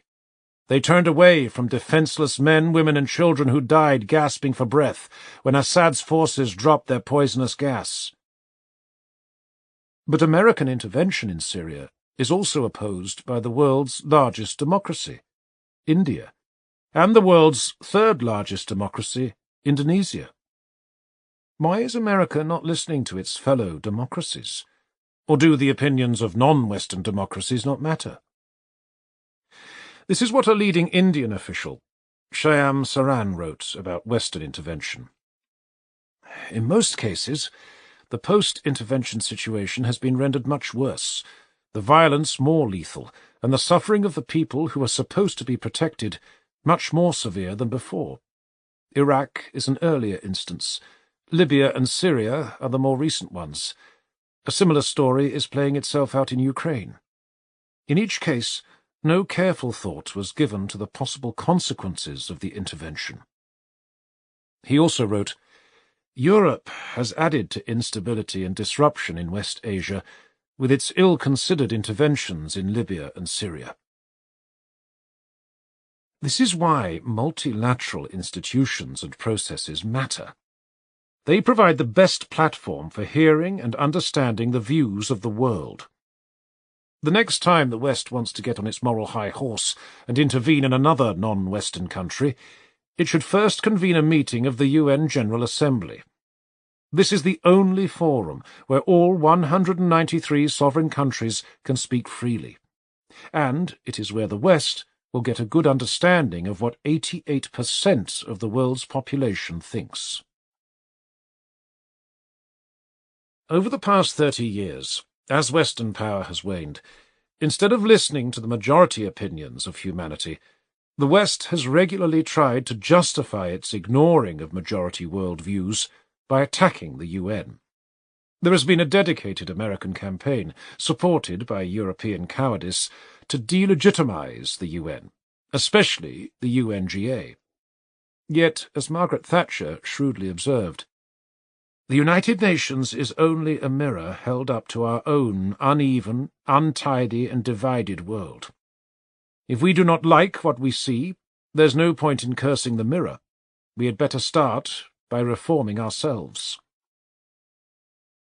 We need to build a new global consensus. The beautifully written Charter of the United Nations and the Universal Declaration of Human Rights, which espouse many noble universal values, can provide the foundation for the values of this new consensus. The re-legitimization of the UN is therefore another simple step away from the current flawed and arrogant Western strategies. There is no better opportunity to do this than now. In a somewhat miraculous move, the UN elected Antonio Guterres as UN Secretary-General in 2016. It was a miracle because he is shrewd and experienced. Even better, he is European and comes from a NATO state, Portugal. If the West cannot work with a staunchly pro-Western Secretary-General like him to revive and strengthen the UN, who can it work with? Yet altruism never works in international affairs. The West will only change course and work to strengthen, not undermine, multilateral institutions when it concludes, after hard-headed analysis, that it's in its long-term interests to do so. This is why the third prong of a new Western strategy has to be based on a Machiavellian approach. What approach will best serve the long-term global interests of the West? Machiavelli is both one of the best-known and least understood Western figures. In the popular imagination, he is seen as a personification of evil. Yet most serious philosophers regard him as one of the wisest thinkers of all times. The great philosopher Isaiah Berlin reminded us in his classic essay that Machiavelli's key goal was to promote virtù, virtue. His goal was to generate a better society that would enhance the well-being of its citizens. In our rapidly changing world, the West needs to learn more from Machiavelli and deploy more strategic cunning to protect its long-term interests. Strategic cunning is as old as the hills. 2,500 years ago, the legendary Chinese strategist Sun Tzu advised, "Know thyself, know thy enemy. 1,000 battles, 1,000 victories." The most difficult part of this piece of advice is know thyself. Few in the West are aware of how quickly the Western share of global power has shrunk, as documented in the opening charts. A general going into a battlefield with an army twice the size of his opponent's will adopt one strategy. However, if his army shrinks to half the size of his opponent's, and he maintains the same strategy, he is committing a strategic folly. This is what the West is doing. Its global power is rapidly shrinking, but it proceeds on autopilot.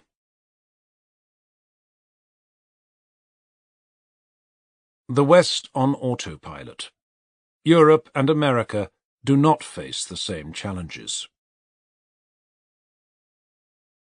To put it bluntly, there may have been a time, perhaps at the end of the Cold War, when 12% of the world's population could afford to impose demands on China, 20% of the world's population, anger the Islamic world, 20% of the world's population, ignore the demographic explosion in Africa, 15% of the world's population, and humiliate Russia, the world's second-largest nuclear power.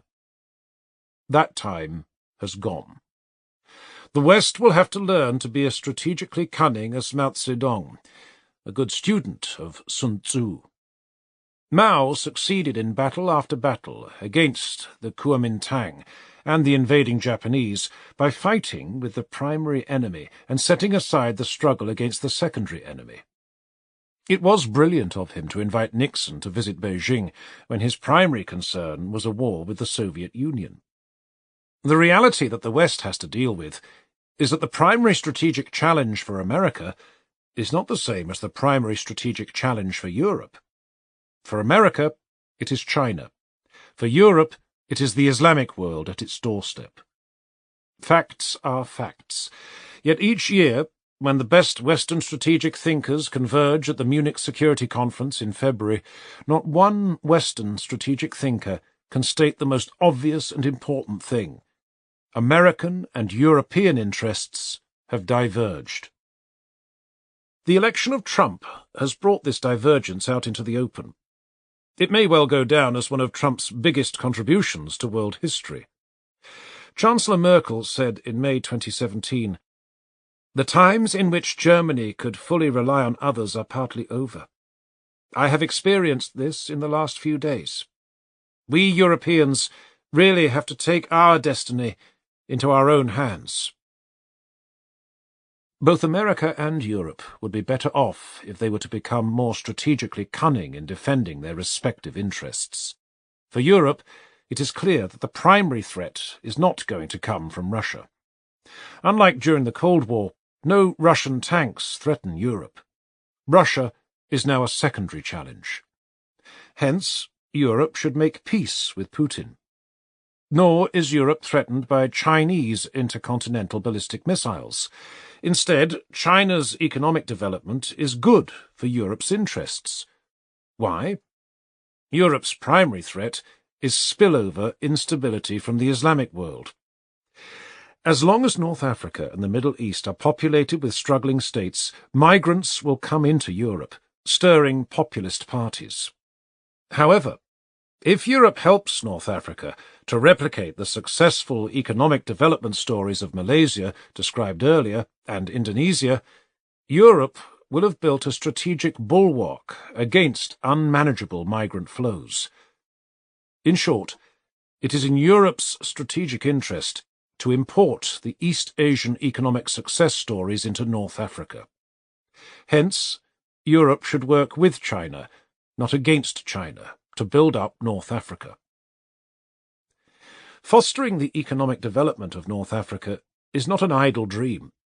The per capita incomes of Algeria and Tunisia were higher than those of Malaysia and Indonesia 30 years ago.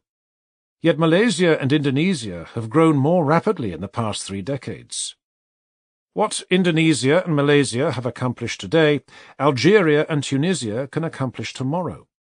Young Algerians and Tunisians should be sent to East Asia to study. Europeans should feel a desperate sense of urgency in dealing with North Africa, because behind North Africa, an even bigger demographic explosion is coming. Africa's population will become as large as Asia's by 2100. Then there will be 4.5 billion people in Africa. How will an aging population of 450 million Europeans deal with this demographic explosion? Europe must become cunning and focus on its own existential challenge. The Europeans also need better leadership. Trump and his advisers are right when they say that Europeans have been free-riding on America by not paying their fair share for NATO. What they don't add is that Americans have taken advantage of this European strategic passivity to hijack European states and get them to support various American initiatives that are against long-term European interests. Geopolitics is, at the end of the day, about geography. The Americans have destabilized Europe's geographical neighborhood. The Europeans have not been cunning enough in protecting their own strategic interests in the Middle East and Russia. The Americans can walk away from the disastrous consequences of destabilizing Ukraine. The Europeans cannot.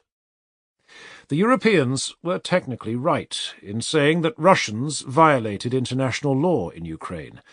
Yet, as Ambassador Puri, the representative of the world's largest democracy, India, has said, it can be argued that given the impunity with which international law and state sovereignty were being violated all around, the Russian step was merely one, which the West now protests against the most, in a long list, including Iraq, Kosovo, Libya, Syria, and Yemen.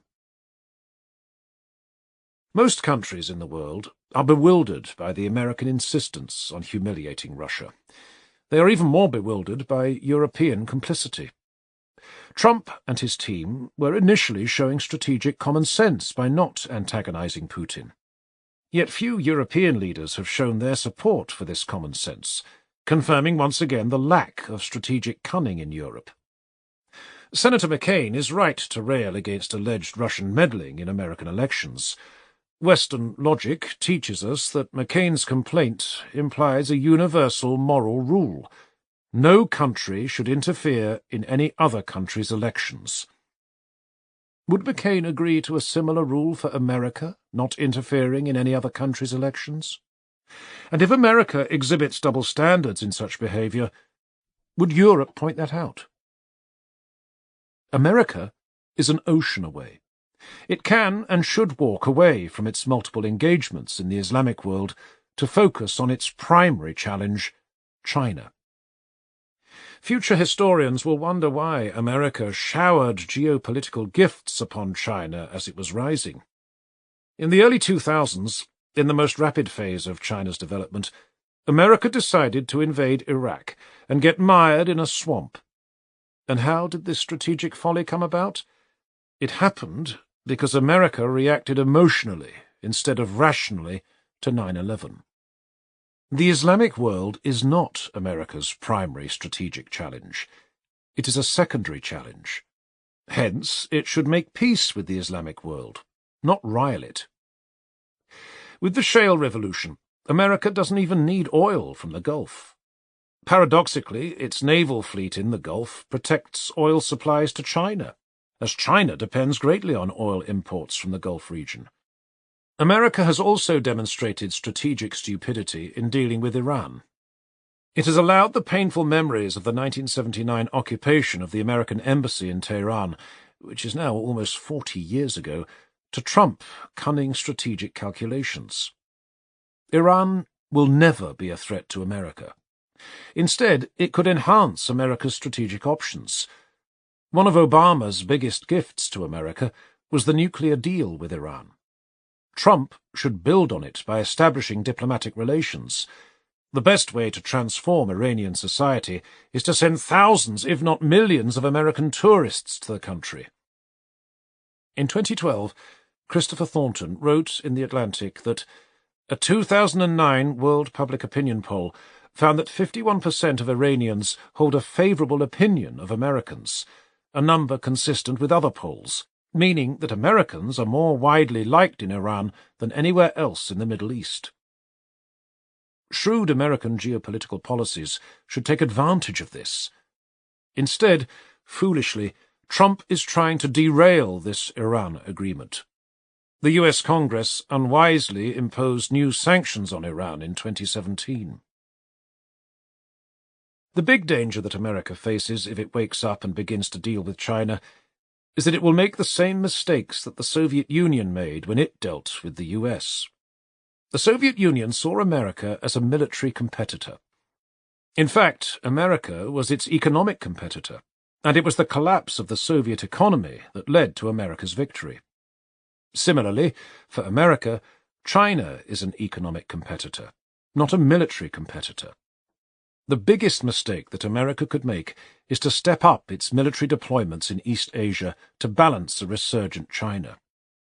The more that America spends on military expenses, the less effective it will be in the long run in dealing with a far stronger and bigger Chinese economy. In 2015, America spent 3.3% of its GDP on defense. China spent only 1.9%. This American tendency to outspend the rest of the world also has other negative consequences. The old adage says that if you only have a hammer, every problem looks like a nail. Consequently, American strategic behavior has been distorted. Brawn replaces brains. Strategic cunning is rarely deployed in American responses to global crises. In 2017, Trump experienced his first series of crises with North Korea. Kim Jong-un carried out tests and fired missiles. America reacted in a Pavlovian fashion.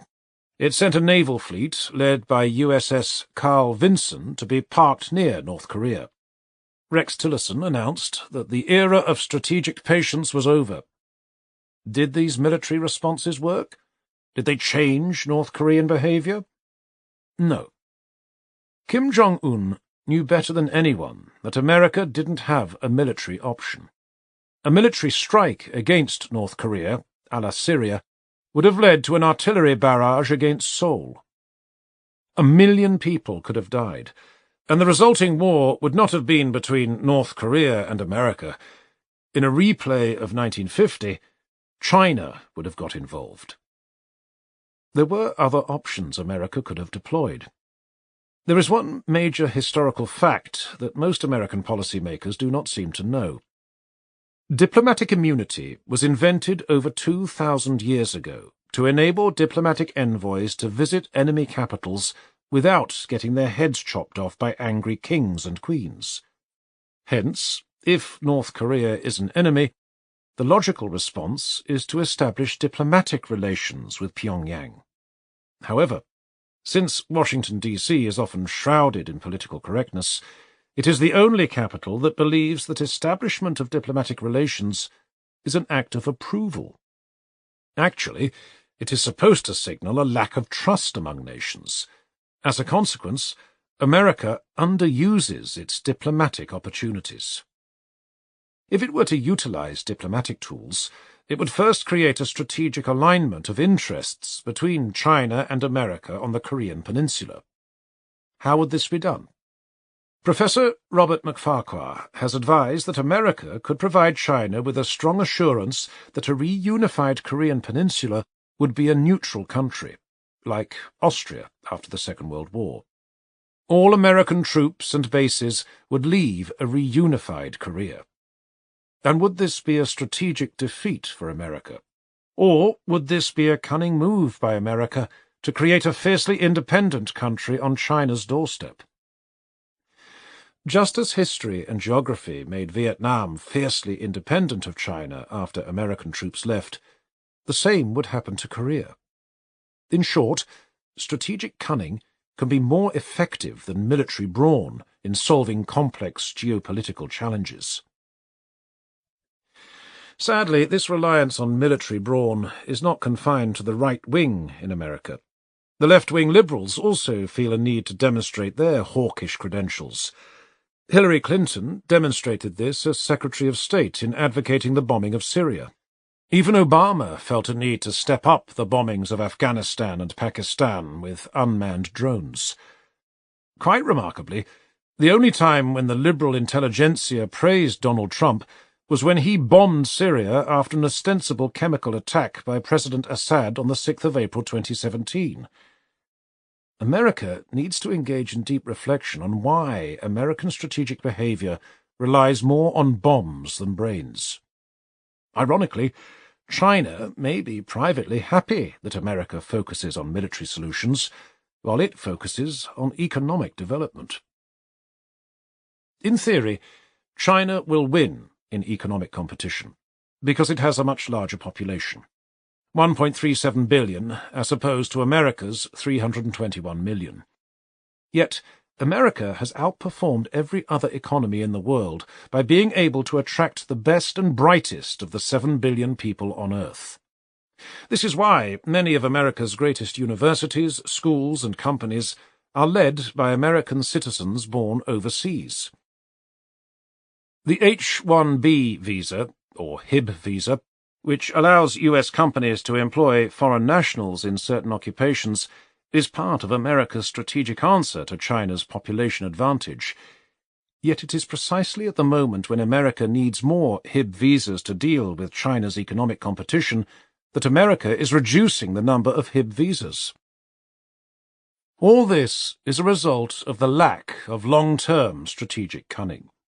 This is why the Machiavellian dimension is so critical, if the West is to successfully adjust and adapt to its new position in the world.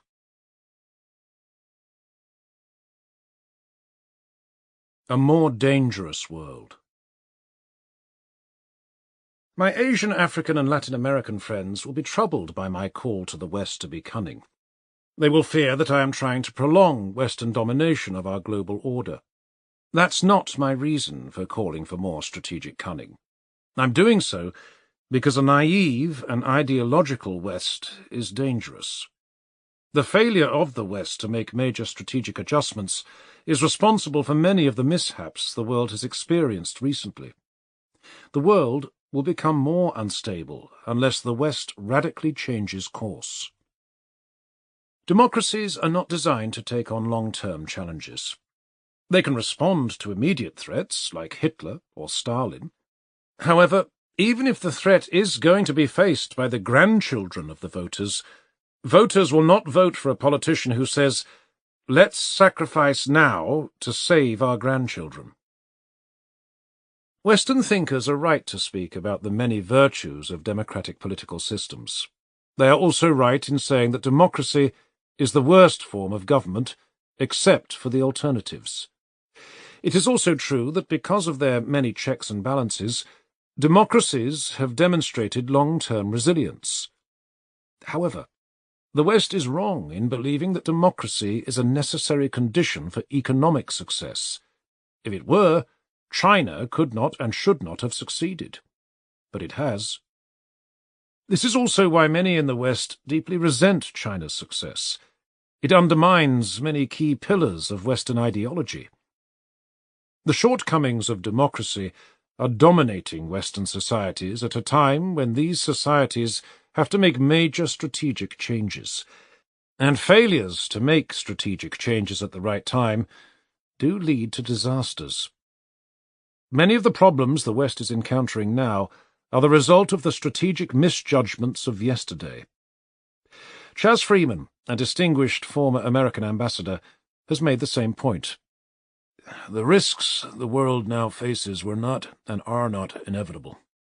They are the product of lapses of statesmanship and failures to consider how others see and react to us.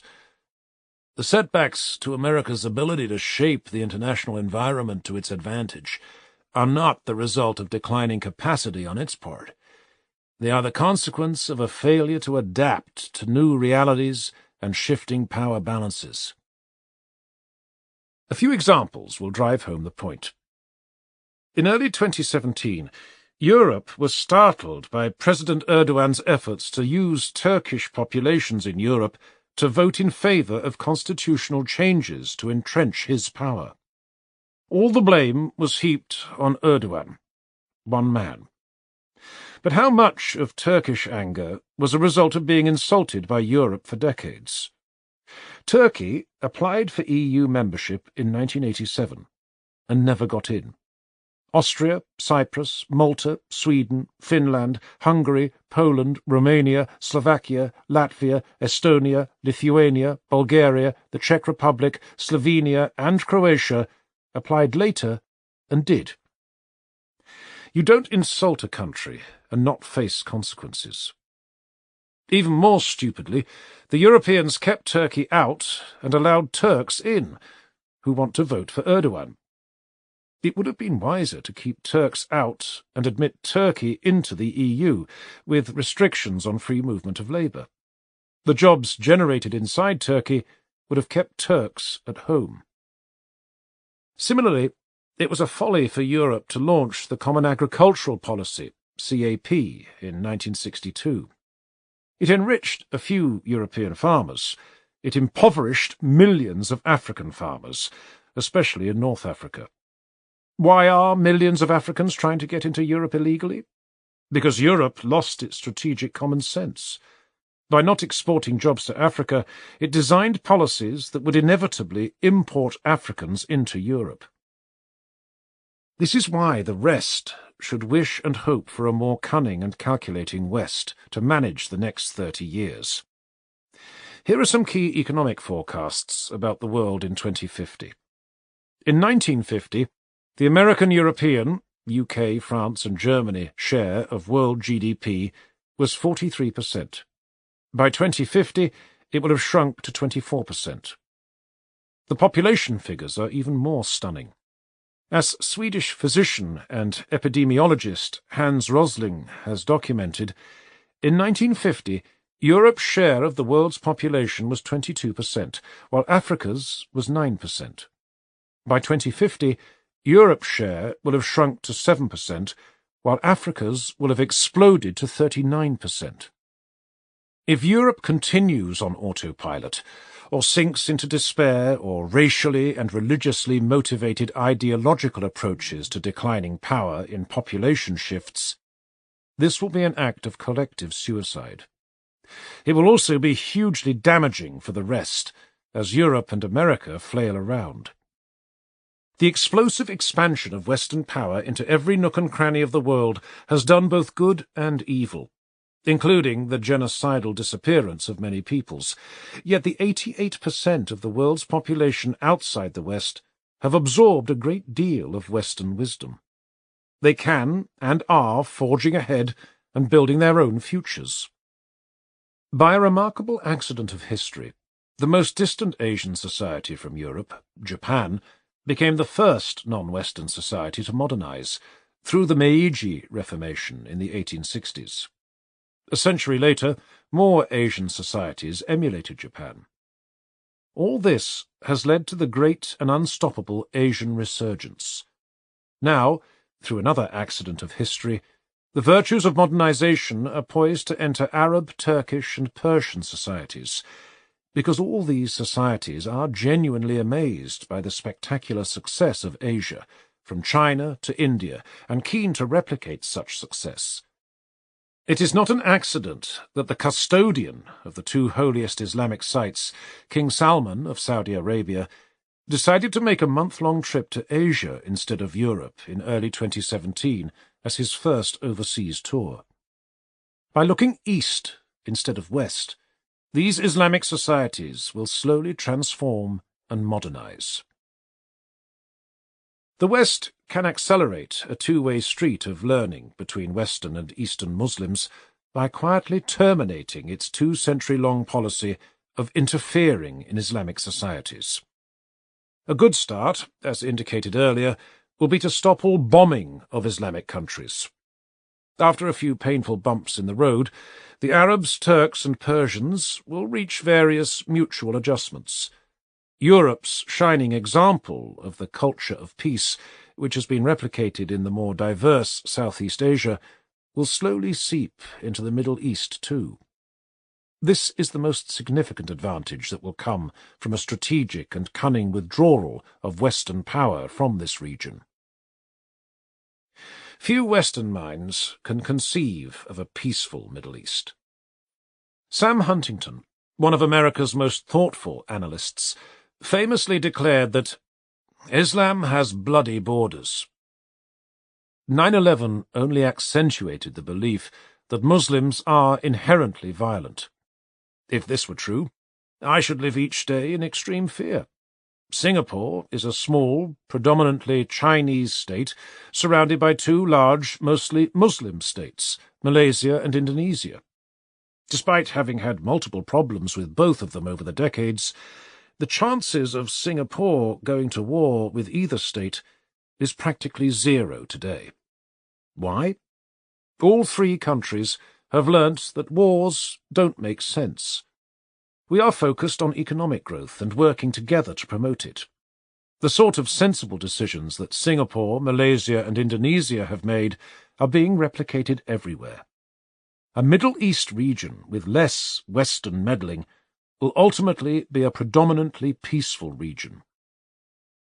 Similarly, the 1.3 billion people of India, who will become 1.66 billion by 2100, will benefit from a graceful withdrawal of Western power. One of the manifest absurdities of our time is that the UK and France remain as permanent members of the UN Security Council, UNSC, passing mandatory resolutions that the rest of the world has to comply with. They're only there because of their 19th century prowess, not their 21st century promise.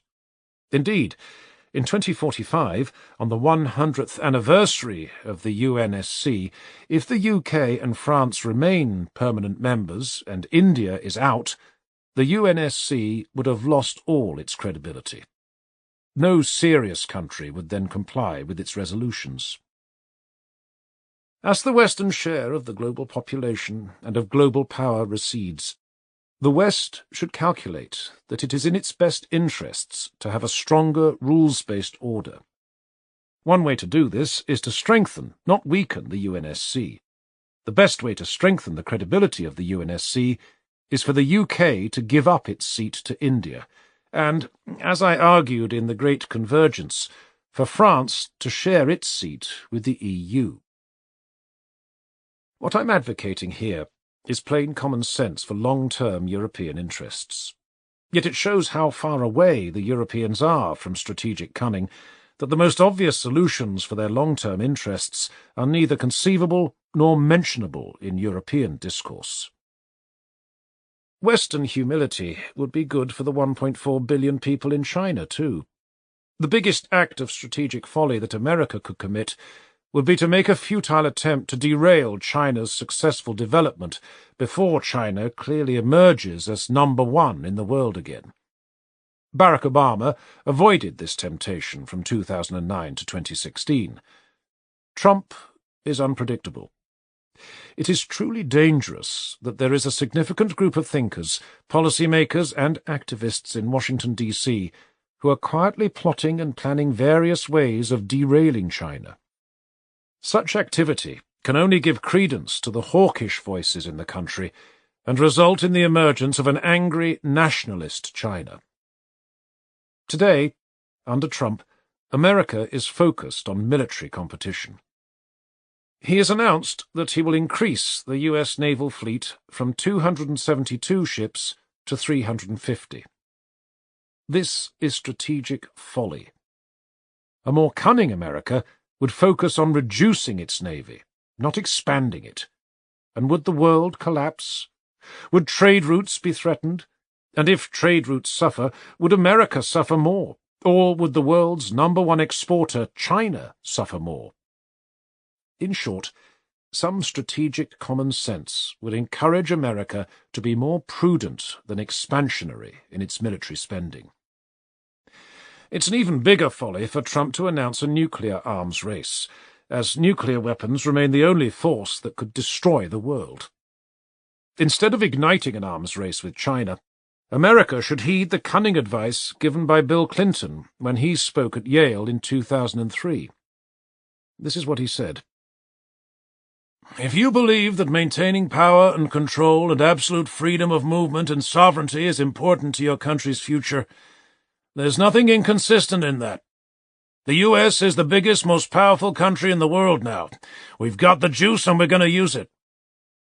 But if you believe that we should be trying to create a world with rules and partnerships and habits of behavior that we would like to live in when we're no longer the military, political, economic superpower in the world, then you wouldn't do that. It just depends on what you believe." Bill Clinton was bravely advising his fellow Americans to begin preparing for a world where America is no longer number one. It was brave for him to do so, as it's almost taboo in America to speak of America becoming number two, although it will inevitably become number two. So what's the best outcome for America when it becomes number two? The best outcome would be a number one power, namely China, that respects rules and partnerships and habits of behavior that America could live with. And what would be the best way to slip on these handcuffs of rules and partnerships and habits of behavior onto China? This is where Bill Clinton was being cunning. He was advising his fellow Americans to slip the handcuffs of rules and partnerships onto themselves. Once America had created a certain pattern of behavior for the world's number one power, the same pattern of behaviour would be inherited by the next number one power, namely China. The good news is that China, for its own reasons, is happy to live in a world dominated by multilateral rules and processes. Xi Jinping explained why in the two brilliant speeches he gave in Davos and Geneva in January 2017. Xi said, for example, in Geneva, "Economic globalization, a surging historical trend, has greatly facilitated trade, investment, flow of people and technological advances. 1.1 billion people have been lifted out of poverty. 1.9 billion people now have access to safe drinking water. 3.5 billion people have gained access to the Internet, and the goal has been set to eradicate extreme poverty by 2030. However, what Xi did not say is that China, unlike America, does not have a messianic impulse to change the world. If order abroad facilitates order at home, China would be happy. Hence, by following Bill Clinton's cunning advice, America would be laying the foundation for a more orderly world.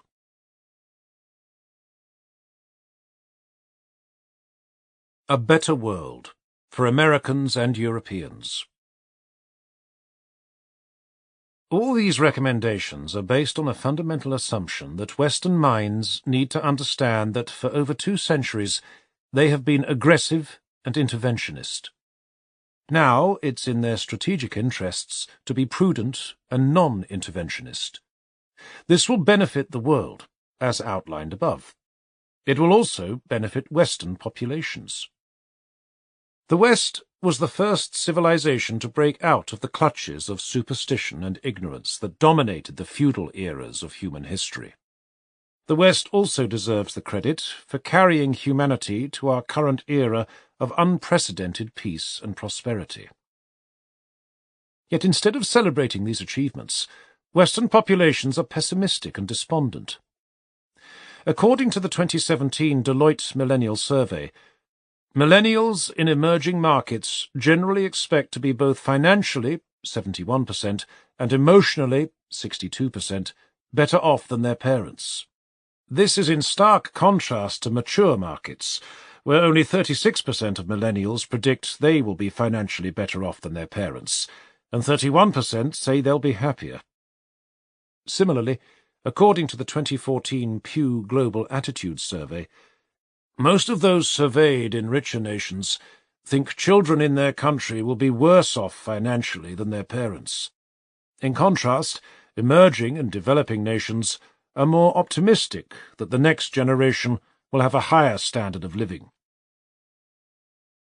A less adversarial relationship between the West and the rest will help to dispel the clouds of pessimism that now envelop Western societies. Erstwhile adversaries, like China and the Islamic world, will be seen as strong potential economic partners, not threats. When the global middle-class population explodes from 1.8 billion in 2009 to 4.9 billion in 2030, it will present new opportunities for the competitive Western economies. There is no doubt that the Western elites failed to prepare their populations for the inevitable creative destruction that flowed from China's admission into the WTO in 2001. As a result, the elites have lost the trust of their populations. Martin Wolf described it well. The elites, the policy-making, business and financial elites, are increasingly disliked. You need to make policy which brings people to think again that their societies are run in a decent and civilized way. Fortunately, this problem can be solved. Many societies, from Sweden to Singapore, have devised various social safety nets to help the working classes handle the disruptions of globalization. The solution is not to close the doors to free trade. The theory of comparative advantage still holds true. Asia is rising because it remains committed to this theory. The Western elites need to regain their intellectual confidence and explain again to the masses how it works. To do so, however, they have to overcome their current bitter divisiveness. Unfortunately, The current political environments in both America and Europe are not conducive to deep, long-term reflection. In theory, this reflection should come easily to the liberal and open-minded elites. However, on both sides of the Atlantic, they are now consumed by different kinds of civil wars. America has never been as deeply divided as it has become since Trump's election. Trump is clearly ignorant about the world. His constant emphasis on America first is alienating. However, the liberal opposition is not making matters any better. None of the liberal bastions of thought are prepared to contemplate the possibility that they too may have been part of the problem. The New York Times, for example, remains unrepentant. It takes no responsibility for failing to explain why so many working-class, especially white, Americans had become so disconnected with the messianic world-view of American elites. The elites clearly enjoyed the rich pickings they got from surfing on the globalization that America launched. They refused to see the pain that the same massive change had wrought upon the masses.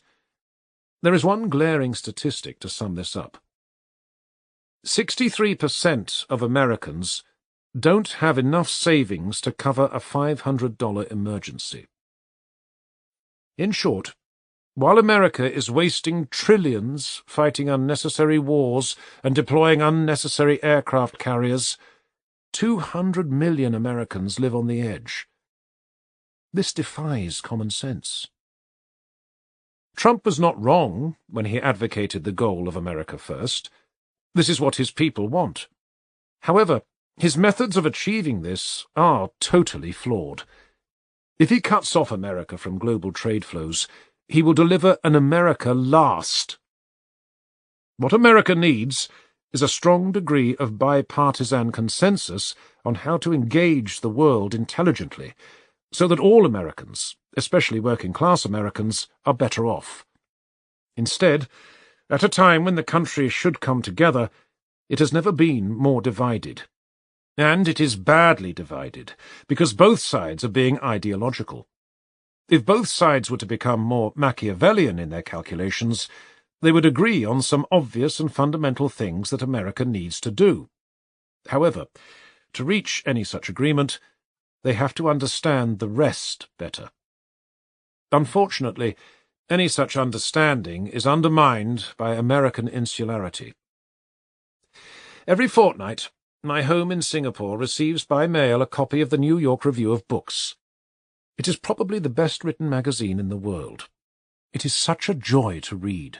But every time I pick it up, I wince when I look at the table of contents. Almost all the writers are Western. There are 4.43 billion Asians out of a global population of 7.12 billion people, and the New York Review of Books apparently can't find any Asian writers. Perhaps it cannot find ones who reinforce the Western Weltanschauung, worldview. One of Asia's best novelists is Amitav Ghosh.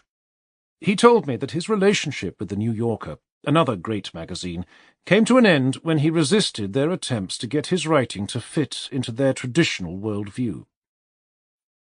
As long as liberal Americans believe that they have the most liberal minds in the world, they will never wake up and understand the closed mental universes they have boxed themselves into.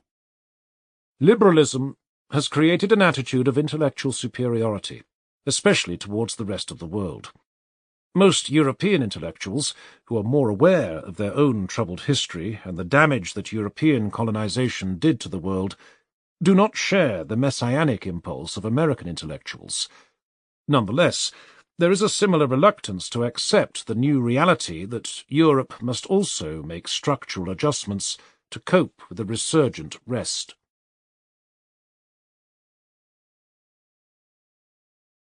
So, has the West lost it?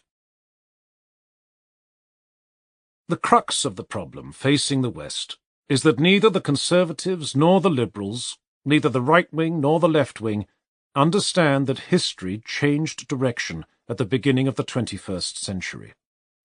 The era of Western domination is coming to an end.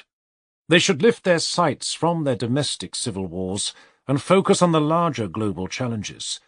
Instead, they are, in various ways, accelerating their irrelevance and disintegration. The European leaders, especially Merkel and Macron, were right to warn Trump in private that the American decision to withdraw from the Paris Agreement would increase the likelihood of a world led by China. According to the minutes from a May 2017 G7 meeting obtained by Der Spiegel, Angela Merkel told Trump, "If the world's largest economic power were to pull out, the field would be left to the Chinese." Der Spiegel reported that Merkel added that Xi Jinping is clever and would take advantage of the vacuum created. When it was clear that Trump would ignore wise European advice and make the US withdraw from the agreement, Macron said resignedly, "Now China leads." It is not inevitable that China will lead the world, even though it is inevitable that China will have the world's largest economy. Nor is it inevitable that the past 2 centuries of Western domination of world history will be replaced by 2 centuries of Asian domination, even though it is inevitable that the Asian share of the global GDP will far surpass that of the West. It is inevitable that the world will face a troubled future if the West can't shake its interventionist impulses, refuses to recognize its new position, or decides to become isolationist and protectionist. This is why this book is intended ultimately as a gift to the West. It reminds the West how much it has done to elevate the human condition higher than ever before. And it would be a great tragedy if the West were to be the world's primary instigator of turbulence and uncertainty at the hour of humanity's greatest promise. If this were to happen, future historians will be puzzled that the most successful civilization in human history failed to exploit the greatest opportunity ever presented to humanity. A simple dose of Machiavelli is what we need to save the West and the rest. Otherwise, the West really has lost it.